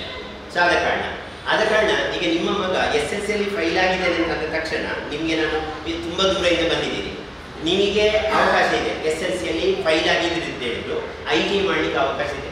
ಈಗ ನೀನು ಹೇಳೋದು ವೆಲ್ಡರ್ ಟ್ರೇಡ್ ಅಂತ ಹೇಳುವಂಥದ್ದು ವೆರಿ ಇಂಪಾರ್ಟೆಂಟ್. ನಿನ್ನ ಏರಿಯಾದಲ್ಲಿ ಹರಿಯಾಣದಲ್ಲಿ ಒಬ್ಬ ಸ್ಟೂಡೆಂಟ್ ಇದ್ದಾನೆ, ಉದಯ ಅಂತ, ನಿಮ್ಗೆ ಗೊತ್ತಿಲ್ಲ, ಅವನಿಗೆ ಭಾಳ ದೊಡ್ಡ, ಅಲ್ಲಿ ಪುತ್ತೂರು ಇದು ಬಂಟ್ವಾಳದಲ್ಲಿ ಯಾರದು ಬಂಟರ ಭವನ ಅಂತ ಇದೆ, ಭಾಳ ದೊಡ್ಡದು, 7-8 ಕೋಟಿ ರೂಪಾಯಿ ದೊಡ್ಡ ಕಟ್ಟಡ.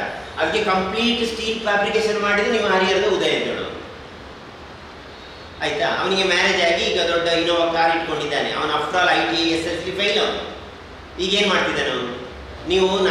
ನಾನು ಡಾಕ್ಟರ್ ಆಗಬೇಕು, ನಾನು ಇಂಜಿನಿಯರ್ ಆಗಬೇಕು, ನಾನು ಆಸೆ ಬರಬೇಕು ಅಂತ ಹೇಳ್ತಾ ಏನೋ ಸಮಯ ವೇಸ್ಟ್ ಮಾಡೋ ಬದಲು ನೀವು ಇಳಿಬೇಕು.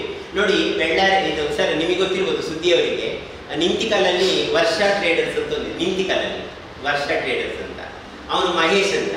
ನಿಂತಿಕಲ್ ITI ನಾನು ಪ್ರಿನ್ಸಿಪಲ್ ಆಗಿರುವಾಗ ಎಲ್ಲರೂ ಅಡ್ಮಿಷನ್ ಆಗಿ ಕೊನೆಗೆ ಒಂದು ವೆಲ್ಡರ್ ಟ್ರೇಡಲ್ಲಿ ಸೀಟ್ ಬಾಕಿತ್ತು. ಅವನು ನನಗೆ ಎಲೆಕ್ಟ್ರಿಕಲ್ ಬೇಕು ಹೇಳಿದ, ನಾನು ಎಲೆಕ್ಟ್ರಿಕಲ್ ಇಲ್ಲ ಅಣ್ಣ ಅಂತ ಹೇಳಿದೆ. ನೀನು ವೆಲ್ಡರ್ಗೆ ಸೇರು, ನೀನು ಹೆದರಬೇಡ ಅಂತೇಳಿ ಅವನಿಗೆ ITI ವೆಲ್ಡರ್ಗೆ ಸೇರಿಸಿದೆ. ವೆಲ್ಡರ್ಗೆ ಸೇರಿಸಿ ಅವನು 1 ವರ್ಷದಲ್ಲಿ ಮಂಗಳೂರು ಟ್ರೈನಿಂಗ್ ತಗೊಂಡ. ಈಗ ಅವನು ಕಟ್ಟಿಂಗ್ ಮೆಷಿನ್, ಆಮೇಲೆ ಹುಲ್ಲು ಅಂತೇಳಿ ದೊಡ್ಡ ಏಜೆನ್ಸಿ ಅವನು 2 ಕೋಟಿ ರೂಪಾಯಿ ಮನೆ ಕಟ್ಟಿದ್ದಾನೆ. ಅಲ್ಲಿ ಆ ಕರುಣಾಕರ್ ಗೌಡ್ರ ಕಾಂಪ್ಲೆಕ್ಸಲ್ಲಿ ಅವನು 3 ಅಂಗಡಿ ಬಾಡಿಗೆ ತಗೊಂಡಿದ್ದಾನೆ. ಈಗ ಅವನನ್ನು ಕೋಟಿಗಟ್ಟಲೆ ವ್ಯವಹಾರ. ಅವನು ಸೇರಿದೆಲ್ಲಿಗೆ? ವೆಲ್ಡರ್ ಟ್ರೇಡಿಗೆ ಸೇರಿ. ಅದೇ ರೀತಿ ಕುಮ್ರದ ಒಬ್ಬ ಹುಡುಗ ಇದ್ದ, ಅವನು PUCಯಲ್ಲಿ ಕುಮ್ರ ಶಾಲೆಯಲ್ಲಿ 82% ಮಾರ್ಕ್ ಕಾಮರ್ಸ್. ನಾನು ಅವನಿಗೆ ಅಡ್ಮಿಷನ್ ಬರುವಾಗ ಹೇಳಿದ್ದೆ, ನೀನು ಯಾಕೆ ITI ವೆಲ್ಡರ್ಗೆ ಸೇರ್ತೀನಿ ಅಂತ. ಅವನು ಹೇಳ್ತಾರೆ, ನಾನು ವೆಲ್ಡರ್ಗೆ ಸೇರಿದ್ದು, ನನಗೆ 2 ತಂಗಿದ್ದಾರೆ, ತಂದೆ ತೀರಿ ಹೋಗಿದ್ದಾರೆ, ಅಮ್ಮನಿಗೆ ಕ್ಷಯ ರೋಗ ಇದೆ, ನಾನು ಎಂತ ಮಾಡೋದು ಸರ್, ನನಗೆ ಜಾಬ್ ಸಿಗ್ತದೆ ನೀವು ಹೇಳ್ತೀನಿ ಅಂತ. ಕೊನೆಗೆ ಅವನಿಗೆ ಜಾಬ್ ಸಿಕ್ಕಿತ್ತು, ಕಿರ್ಲೋಸ್ಕರ್ ಟಾಟಾ ಕಂಪನಿ ಜಾಬ್ ಸಿಕ್ಕಿತ್ತು. ರಾತ್ರಿ 11 ಗಂಟೆಗೆ ಕೋರ್ಸ್ ಕಂಪ್ಲೀಟ್ ಸರ್ಟಿಫಿಕೇಟ್ ಸೈನ್ ಮಾಡಲಿಕ್ಕೆ ಇಮಿಡಿಯೇಟ್ ಆಗಿ ಬಂತು. 1 ಬಸ್, ಆಗ ಇಲ್ಲಿ ಪುತ್ತೂರಿನಲ್ಲಿ ಡಿಪೋ ಮ್ಯಾನೇಜರ್ ವೇಣುಗೋಪಾಲ್ ಒಬ್ಬರಿದ್ದರು, ಅವರು 1 ಬಸ್ಸನ್ನು ನಿಂತಿಕಲ್ ITIಗೆ ಡೈರೆಕ್ಟ್ ಬ್ಯಾಂಗ್ಳೂರು ಕಿರ್ಲೋಸ್ಕರ್ ಕಂಪನಿಗೆ ಕಳಿಸಿದ್ರು. ನೀವು ಅಲ್ಲಲ್ಲಿ ಬಸ್ಸಲ್ಲಿ ಹೋಗುದು ಬೇಡ. ಫಸ್ಟ್ ಟೈಮ್ ಬ್ಯಾಂಗ್ಳೂರು ಹೋಗುವ ಮಕ್ಕಳು, ಅಷ್ಟು ಪುವರ್, ಅಷ್ಟು ಹಳ್ಳಿಯ ಮಕ್ಕಳು, ಫಸ್ಟ್ ಟೈಮ್ ಬ್ಯಾಂಗ್ಳೂರು ಡೈರೆಕ್ಟ್ ಅವರ ಕ್ಯಾಂಪಸ್ಗೆ ಕಳಿಸಿದ್ದು. ಆಗ ಅವನ ತಾಯಿ ಒಂದು ಕೂಗ್ತಾರೆ, ನನ್ನ ಮಗ ಇಷ್ಟವರೆಗೆ ನನ್ನ ಜೊತೆ ಇದೆ, ಇವತ್ತಿಲ್ಲ ಅಂತ. ಆಗ ಅವನು ಹೇಳ್ತಾನೆ, ನೀನು ಇಲ್ಲಿವರೆಗೆ ತಿಂಗಳಿಗೆ 2,500 ಬೀಡಿ ಕಟ್ತಿದ್ಯಮ್ಮ, ನನಗೆ ಸಂಬಳ 9,000 ರೂಪಾಯಿ ಸಿಗ್ತದೆ, ನಿನಗೆ 6,000 ರೂಪಾಯಿ ನಾನು ಕಳಿಸ್ತೇನೆ, ಬೀಡಿ ಕಟ್ಟಿದ್ರೆ ನಿಲ್ಲಿಸು ಅಂತ. ಈಗ ಯಾವ ಕೋಟಿ ಮೆಡಿಕಲ್ ಮಾಡಿದವನ, ಇಂಜಿನಿಯರಿಂಗ್ ಮಾಡಿದವನಲ್ಲ, ಆ ತಾಯಿ ಕೂಗುವಾಗ ಸಾಂತ್ವನ ಹೇಳುವ ಮಗನ ಎಜುಕೇಷನ್ ಮುಖ್ಯವಂತ ನಾವು ಕೇಳ್ಬೋದು. ಸೊ ಅಂಥ ಸಂದರ್ಭದಲ್ಲಿ ನಮಗೆ ಇದು ತುಂಬ ಉಪಯೋಗಕ್ಕೆ ಬರ್ತದೆ, ಅನಿವಾರ್ಯವಾಗ್ತದೆ. ಆದರೆ ಇದರಲ್ಲಿ ತುಂಬ ಅನುಭವವನ್ನು ಪಡೆದ ಮೇಲೆ ಹೋಗ್ತೀನಿ. ಅವನಿವತ್ತು ಸ್ಕಿಲ್ಲಲ್ಲಿ, ಈಗ ನಾವು ಕ್ಲಾಸ್ ಪಾಠ ಮಾಡುವಾಗ ಎಲ್ಲರನ್ನು ಒಂದೇ ರೀತಿ ಕಾಣಲಿಕ್ಕೆ ಆಗೋದಿಲ್ಲ. ನಮ್ಮ ಕಾಲೇಜಲ್ಲಿ ನಾನು ಕರ್ಕೊಂಡು ಹೋಗಿ 1 ವಾರದಲ್ಲಿ ಒಂದು ಅಡಿಗೆ ವಿಚಾರ ಹೇಳಿಕೊಟ್ಟಾಗ ಒಬ್ಬ ಅಡಿಗೆಯಲ್ಲಿ ಎಕ್ಸ್ಪರ್ಟ್ ಇರ್ತಾನೆ. ಇವತ್ತು ಅಡಿಗೆಯಲ್ಲಿ ಎಕ್ಸ್ಪರ್ಟ್ ಆದವರು ಎಷ್ಟು ಜನ ಕೋಟಿಗಟ್ಟಲೆ ಇಲ್ಲ. ಏನು ಜೀವನ ಮಾಡಲಿಕ್ಕೆ ಇನ್ನು ಕೆಳಗೆ ಹೋದರೆ ಕೊಟ್ಟಿನ ಕೆಲಸ ಇಟ್ಕೊಂಡು ಮಾಡ್ತಾರೆ. ಎಷ್ಟು ಎಂಪ್ಲಾಯ್ಸ್, ಎಷ್ಟು ಜನ ಇವತ್ತು ಅಂತ ಕೆಲಸ ಮಾಡೋದಿಲ್ಲ. ಒಬ್ಬೊಬ್ರು ಒಂದೊಂದು ಫೀಲ್ಡ್, ಅದರಲ್ಲೊಂದು ಗಾದೆ ಇದೆ, ಈ ಅಕ್ಷರಕ್ಕೆ ಒಗ್ಗದ ಮಂತ್ರ ಇಲ್ಲ ಅಂತೆ. ಯಾವುದೇ ಅಕ್ಷರ ಯಾವುದೇ ಒಂದು ಅದು ಮಂತ್ರಕ್ಕೆ ಉಪಯೋಗ ಆಗೇ ಆಗ್ತದೆ. ಸೊಪ್ಪಿದೆ ಅಲ್ವಾ, ಯಾವುದಕ್ಕರದ್ದು ಉಪಯೋಗ ಆಗೇ ಆಗ್ತದೆ. ಎಂಥದ್ರದ್ದು ಮದ್ದದ್ರಲ್ಲಿ ಇದ್ದೇ ಇದೆ. ಮನುಷ್ಯ ಕೂಡ ಯಾವುದಾದ್ರಲ್ಲಿ ಉಪಯೋಗ ಇದ್ದೇ ಇದ್ದಾನೆ, ಬಟ್ ಅವನನ್ನು ಜೋಡಿಸುವನು ಬೇಕು. Youth are not useless but useful less ಅಂತ.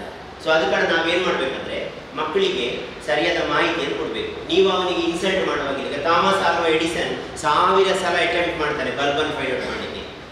ಆಯ್ತು, ಅವನ ತಾಯಿ ಏನು ಹೇಳ್ತಾರೆ, ನನ್ನ ಮಗ ಬರೀ ಪೆದ್ದ ಅಂತ ಭಾವಿಸಿ ಶಾಲೆಗೆ ಸೇರಿಸುವಾಗ ಶಾಲೆಯಲ್ಲಿ ಟೀಚರು ನಿನ್ನಂಥ ಬುದ್ಧಿವಂತ ಮಗ ಈ ಲೋಕದಲ್ಲಿ ಇಲ್ಲ, ಇವನಿಗೆ ಪಾಠ ಮಾಡಲಿಕ್ಕೆ ನಮಗೆ ಸಾಧ್ಯ ಇಲ್ಲ, ಇವನು ನಿಮ್ಮ ಮನೆಗೆ ಕರ್ಕೊಂಡೋಗಿ ಇನ್ಸಲ್ಟ್ ಮಾಡಿ ಕಾಗದದಲ್ಲಿ ಬರೆದುಕೊಟ್ಟ ಕಾಗದವನ್ನು ತಗೊಂಡೋಗಿ ಥಾಮಸ್ ಆಲ್ವಾ ಎಡಿಸನ್ ಮನೆ ಕೊಡ್ತಾರೆ. ಆ ತಾಯಿ ತನ್ನ ಮಗನ ಬುದ್ಧಿವಂತಿಕೆಗೆ ಈ ಥರ ಓದುವುದಿಲ್ಲ, ಅವಳಿಗೆ ಬೇಸರ ಆಗ್ತದೆ. ಮನೆಯಲ್ಲೇ ಕೂತ್ಕೊಂಡು ವಿದ್ಯಾಭ್ಯಾಸ ಕೊಡ್ತಾರೆ, ಏನೆಲ್ಲ ಮಾಡ್ತಾರೆ. ಕೊನೆಗೆ ತಾಯಿ ಸತ್ತ ಮೇಲೆ ಡೈರಿ ತೆಗೆದು ಓಪನ್ ಮಾಡುವಾಗ ತಾಯಿ ಹೇಳಿದ್ದು ನೆನಪಾಗ್ತದೆ, ಈ ಥರ ನನ್ನ ಮಗ ದೂಷಣೆ ಮಾಡಿ ಕಳಿಸಿದ್ದು ನಾನು ಅದನ್ನು ನನ್ನ ಮಗನಿಗೆ ಹೇಳಲಿಲ್ಲ ಅಂತ. ಆದರೆ ಕೊನೆಗೆ ಅವ ದೊಡ್ಡ ಪ್ರಶಸ್ತಿ ಪುರಸ್ಕೃತನಾದಾಗ ಆ ತಾಯಿಯ ಬಗ್ಗೆ ಅವನಿಗೆ ಗೊತ್ತಾಗ್ತದೆ. ಅಂದರೆ ನೀವು ತಾಯಿಯವರು ಅವನಿಗೆ ಏನು ಕೊಡಬೇಕು, ಸಪೋರ್ಟ್ ಕೊಡಬೇಕು. ನೀನು ವೆಲ್ಡರ್ ಮಾಡು ಮಗ, ಕಲಿ ನೀನು ಆಗ್ತದೆ ಅಂತ. ನಮ್ಮಲ್ಲೇನಾಗಿದೆ, ಜೀನ್ಸ್ ಪ್ಯಾಂಟ್ ಹಾಕಿ ಚಂದದ ಶೂ ಹಾಕಿದರೆ ಅಮ್ಮ ಬೈತಾಳೆ, ನೀನು ಮಣ್ಣು ಮಾಡ್ಕೊಂಡು ಬರಬೇಡ, ನೀನು ತೆಂಗಿನ ಮರಕ್ಕೆ ಕೈಕಾಲು ಮುರಿಬೇಡ, ನೀರಿಗೆ ಬಿದ್ದು ಸಾಯಬೇಡ ಅಂತೇಳಿ ನೆಗೆಟಿವ್ಸ್ಗಳನ್ನು ಹೇಳಿ ಮಕ್ಕಳ ಇದಕ್ಕೆ ನೀವನ್ನೇ ಹೇಳುದಲ್ಲ, ಹೇಳುದು ಅವರೆಲ್ಲ ಹೈಫೈ ಆಗಿರಬೇಕು ಅಂತ. ಜಲ್ಲಿ ಬಿದ್ದುವರ ನನ್ನ ಮಗು ರೋಡಿಗೆ ಹೋಗಬೇಡ, ಬೀಳಬೇಡ, ಮಣ್ಣನ್ನು ಮುಟ್ಟಬೇಡ ಅಂತೆಲ್ಲ ಹೇಳುದುಂಟ.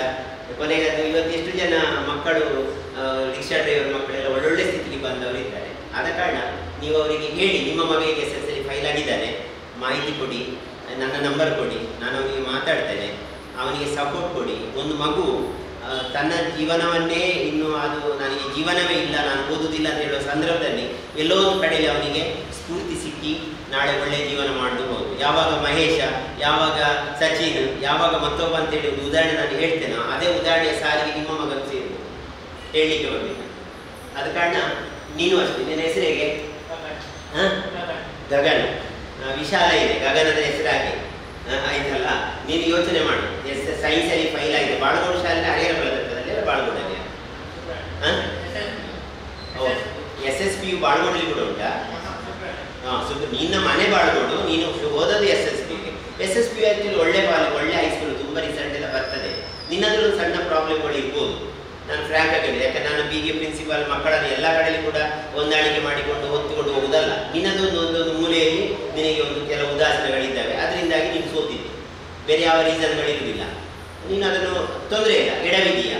ಇನ್ನು ಮುಂದಕ್ಕೆ ನಾನು ಏನಾಗುತ್ತೆ ಯೋಚನೆ ಮಾಡಿ, ಟ್ರೈ ಮಾಡಿ. ಇನ್ನೆರಡು ಎಕ್ಸಾಮ್ ಇದೆ, ಸೆಪ್ಟೆಂಬರ್ವರೆಗೆ ಎಕ್ಸಾಮಿನೇಷನ್ ನೀವು ಕೂತ್ಕೊಳ್ಳಿಕ್ಕೆ ಅವಕಾಶ ಇದೆ, ಪಾಸ್ ಆಗ್ತೀಯಾ. SLC ಕೂಡ ಅಡ್ಮಿಷನ್ ಸೆಪ್ಟೆಂಬರ್ವರೆಗೆ ಇದೆ, ಇವಾಗ ಪ್ರಾರಂಭವಾಗಿದೆ. Till end of the month, September ಮಂತ್ವರೆಗೆ ಸಹ ನಿಮಗೆ ಅಡ್ಮಿಷನ್ಗೆ ಅವಕಾಶ ಉಂಟು.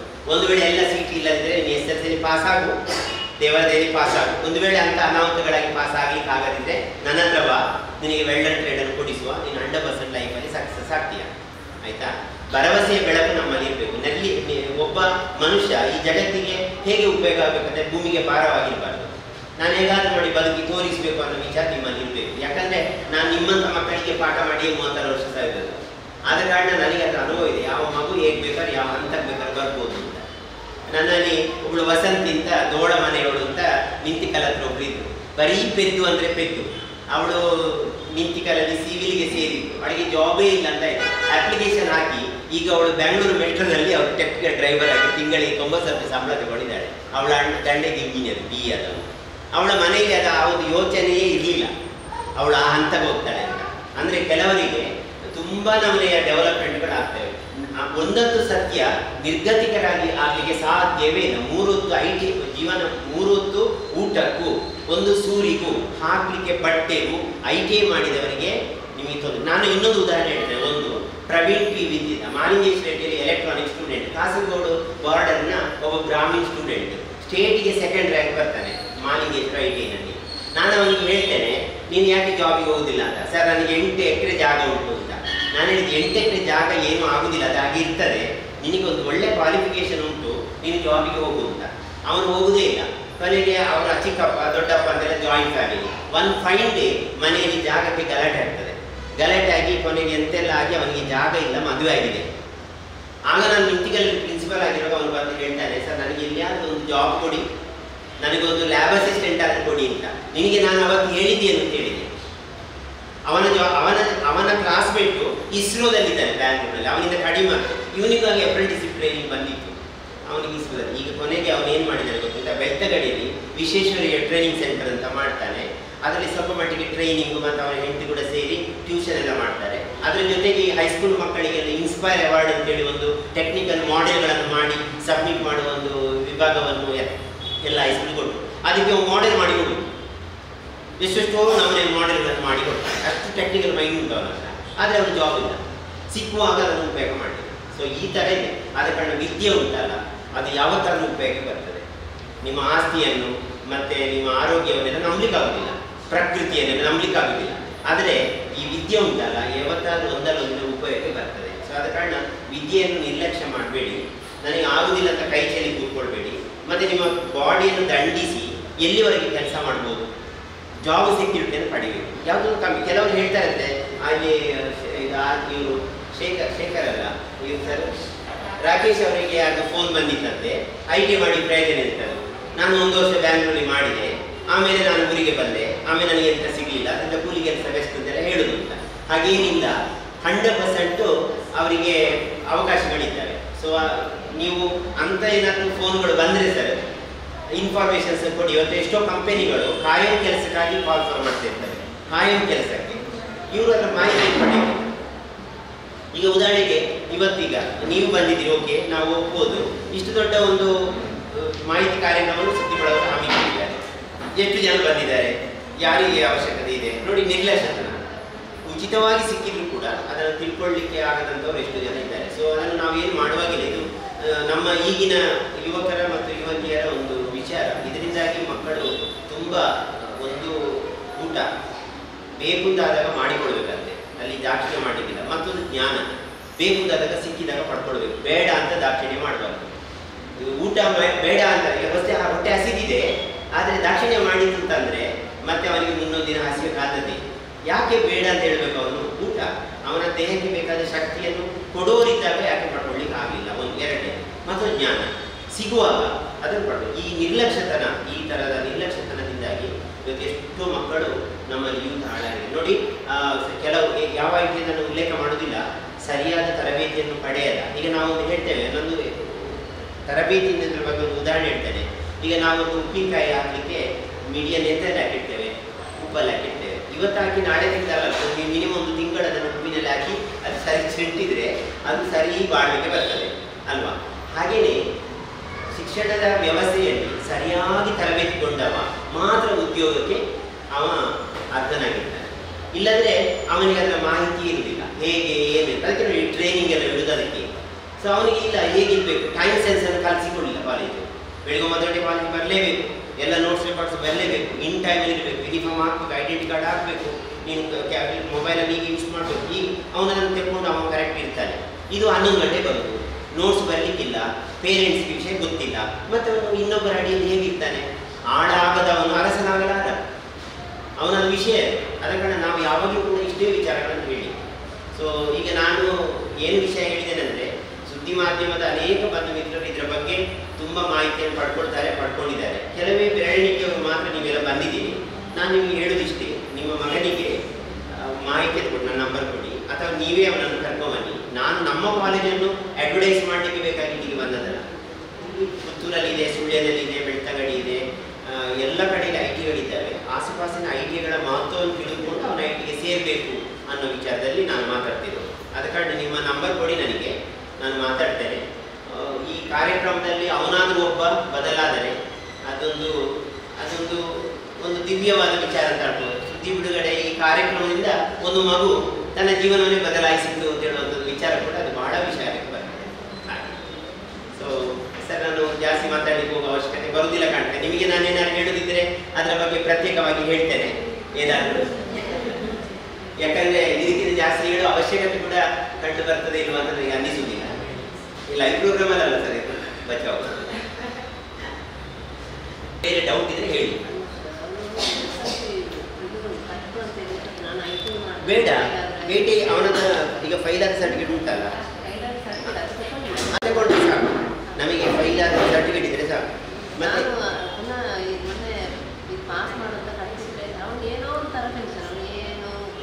ಬೇಡ ಅಂತ. ಅವನ ಕೈಗೆ ವೆಲ್ಡಿಂಗ್ ಕೊಡಿ, ಅವನ ಕೈಗೆ ಇದು ಕರೆಂಟ್ ಕೊಡಿ, ಅವನ ಕೈಗೆ ಬೋಲ್ಟ್ ನಟ್ ಕೊಡಿ, ಮಾಡ್ತಾನೆ ಅವ. ಈಗ ಅವಳು ಕಂಪ್ಲೀಟ್ ಆಗಿ ತಿಳ್ಕೊಂಡು ಈಗ ಅವಳಿಗೆ ಐಟಿ ಬೇಡದಿದ್ದು ಕೂಡ ಯಾವರಿಗಾದ್ರೂ ಹೇಳ್ಬೋದು ಐಟಿ ಅಂದರೆ ಹೀಗೆ ಅಂತ ಅಷ್ಟೇ. ಯಾಕಂದರೆ ನಾನು ಯಾರಿಗೂ ಫೋರ್ಸ್ ಮಾಡಲಿಕ್ಕೆ ಹೋಗುದಿಲ್ಲ, ಯಾಕಂದರೆ ಸಲಹೆಗಳು ಯಾರು ಉಚಿತ.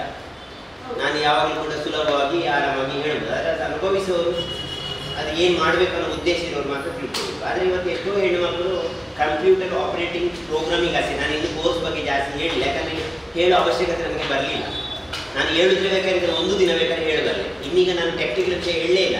ಈಗ ಹೇಳಬೇಕಾದ ಇವರಿಗೆ ನಾನು ಎಂತ ಹೇಳೋದು ಅಥವಾ ಅವರಿಬ್ಬರಿಗೆ ಅಂತ ಹೇಳೋದು ಹೇಳಲಿಕ್ಕಿಲ್ಲ. ನಾನೀಗ ನನ್ನ ಸಬ್ಜೆಕ್ಟ್ನ ಒಂದು 5% ನಾನು ಹೇಳಿದ್ದೆ. ಈಗ ಹೌದು ಮಾಡ್ಬೋದು. ನಾನೀಗ ಸುಮ್ಮನೆ ಹೇಳೋದು ನನ್ನ ಎನರ್ಜಿ ವೇಸ್ಟು. ಮತ್ತು ಎರಡನೇದಾಗಿ ಯಾರಿಗೆ ತಲುಪಬೇಕು ಅವರಿಗೆ ಅವರು ಸರಿ ಏನು ಹೇಳಿದ್ದಾರೆ, ನೀವು ಶಿವನಂದ್ ಸರಿ ಏನು ಹೇಳಿದ್ದಾರೆ ಅಂದರೆ, ನಾವು ಹೇಳಿದರೆ ನೀವು ನಮ್ಮ IT ನಮ್ಮ ಸುದ್ದಿ ಸ್ಟಾಫ್ ಬರ್ತಾರೆ, ಅವರಿಗೆ ಇಷ್ಟು ವಿಷಯ ಸಿಗಲಿಲ್ಲ. ಟೆಕ್ನಿಕಲ್ ವಿಷಯವನ್ನು ಬೇಕಿದ್ರೆ ನಾನು ನಿಮಗೆ ಹೇಳಿ ಸಹ ಪ್ರಯೋಜನ, ಬಟ್ ಉಪಯೋಗಗಳ ಬಗ್ಗೆ ನಾನು ಒಂದಿಷ್ಟು ಮಟ್ಟವನ್ನು ನಾನು ತಿಳಿಸಲಿಕ್ಕೆ ಪ್ರಯತ್ನ ಪಟ್ಟಿದ್ದೇನೆ.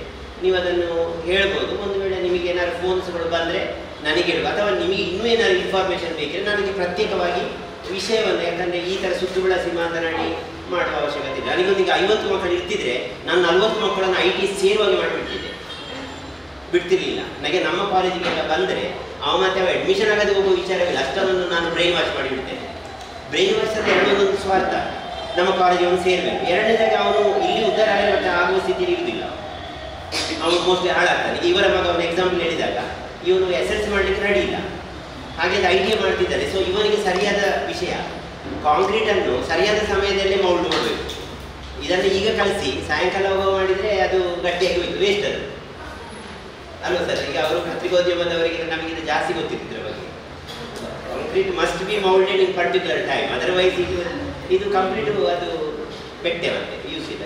ಯೂತ್ ಪವರ್ ಕೂಡ ಅಷ್ಟೇ, ಸರಿಯಾದ ಸಮಯ ಇದೆ ಮತ್ತು ಪ್ರಾಪರ್ ಚಾನಲಲ್ಲಿ ತಗೊಂಡು ಹೋಗ್ಬೇಕು. ಎಲ್ಲಿ ಬೇಕಾದ್ರೂ ಹೋಗೋದು, ಪೈಪಲ್ಲಿ ನೀರನ್ನು ಬಿಟ್ಟರೆ ಕಡ್ಡಿ ಒಲ್ಲಿ ಬೀಳ್ತದೆ.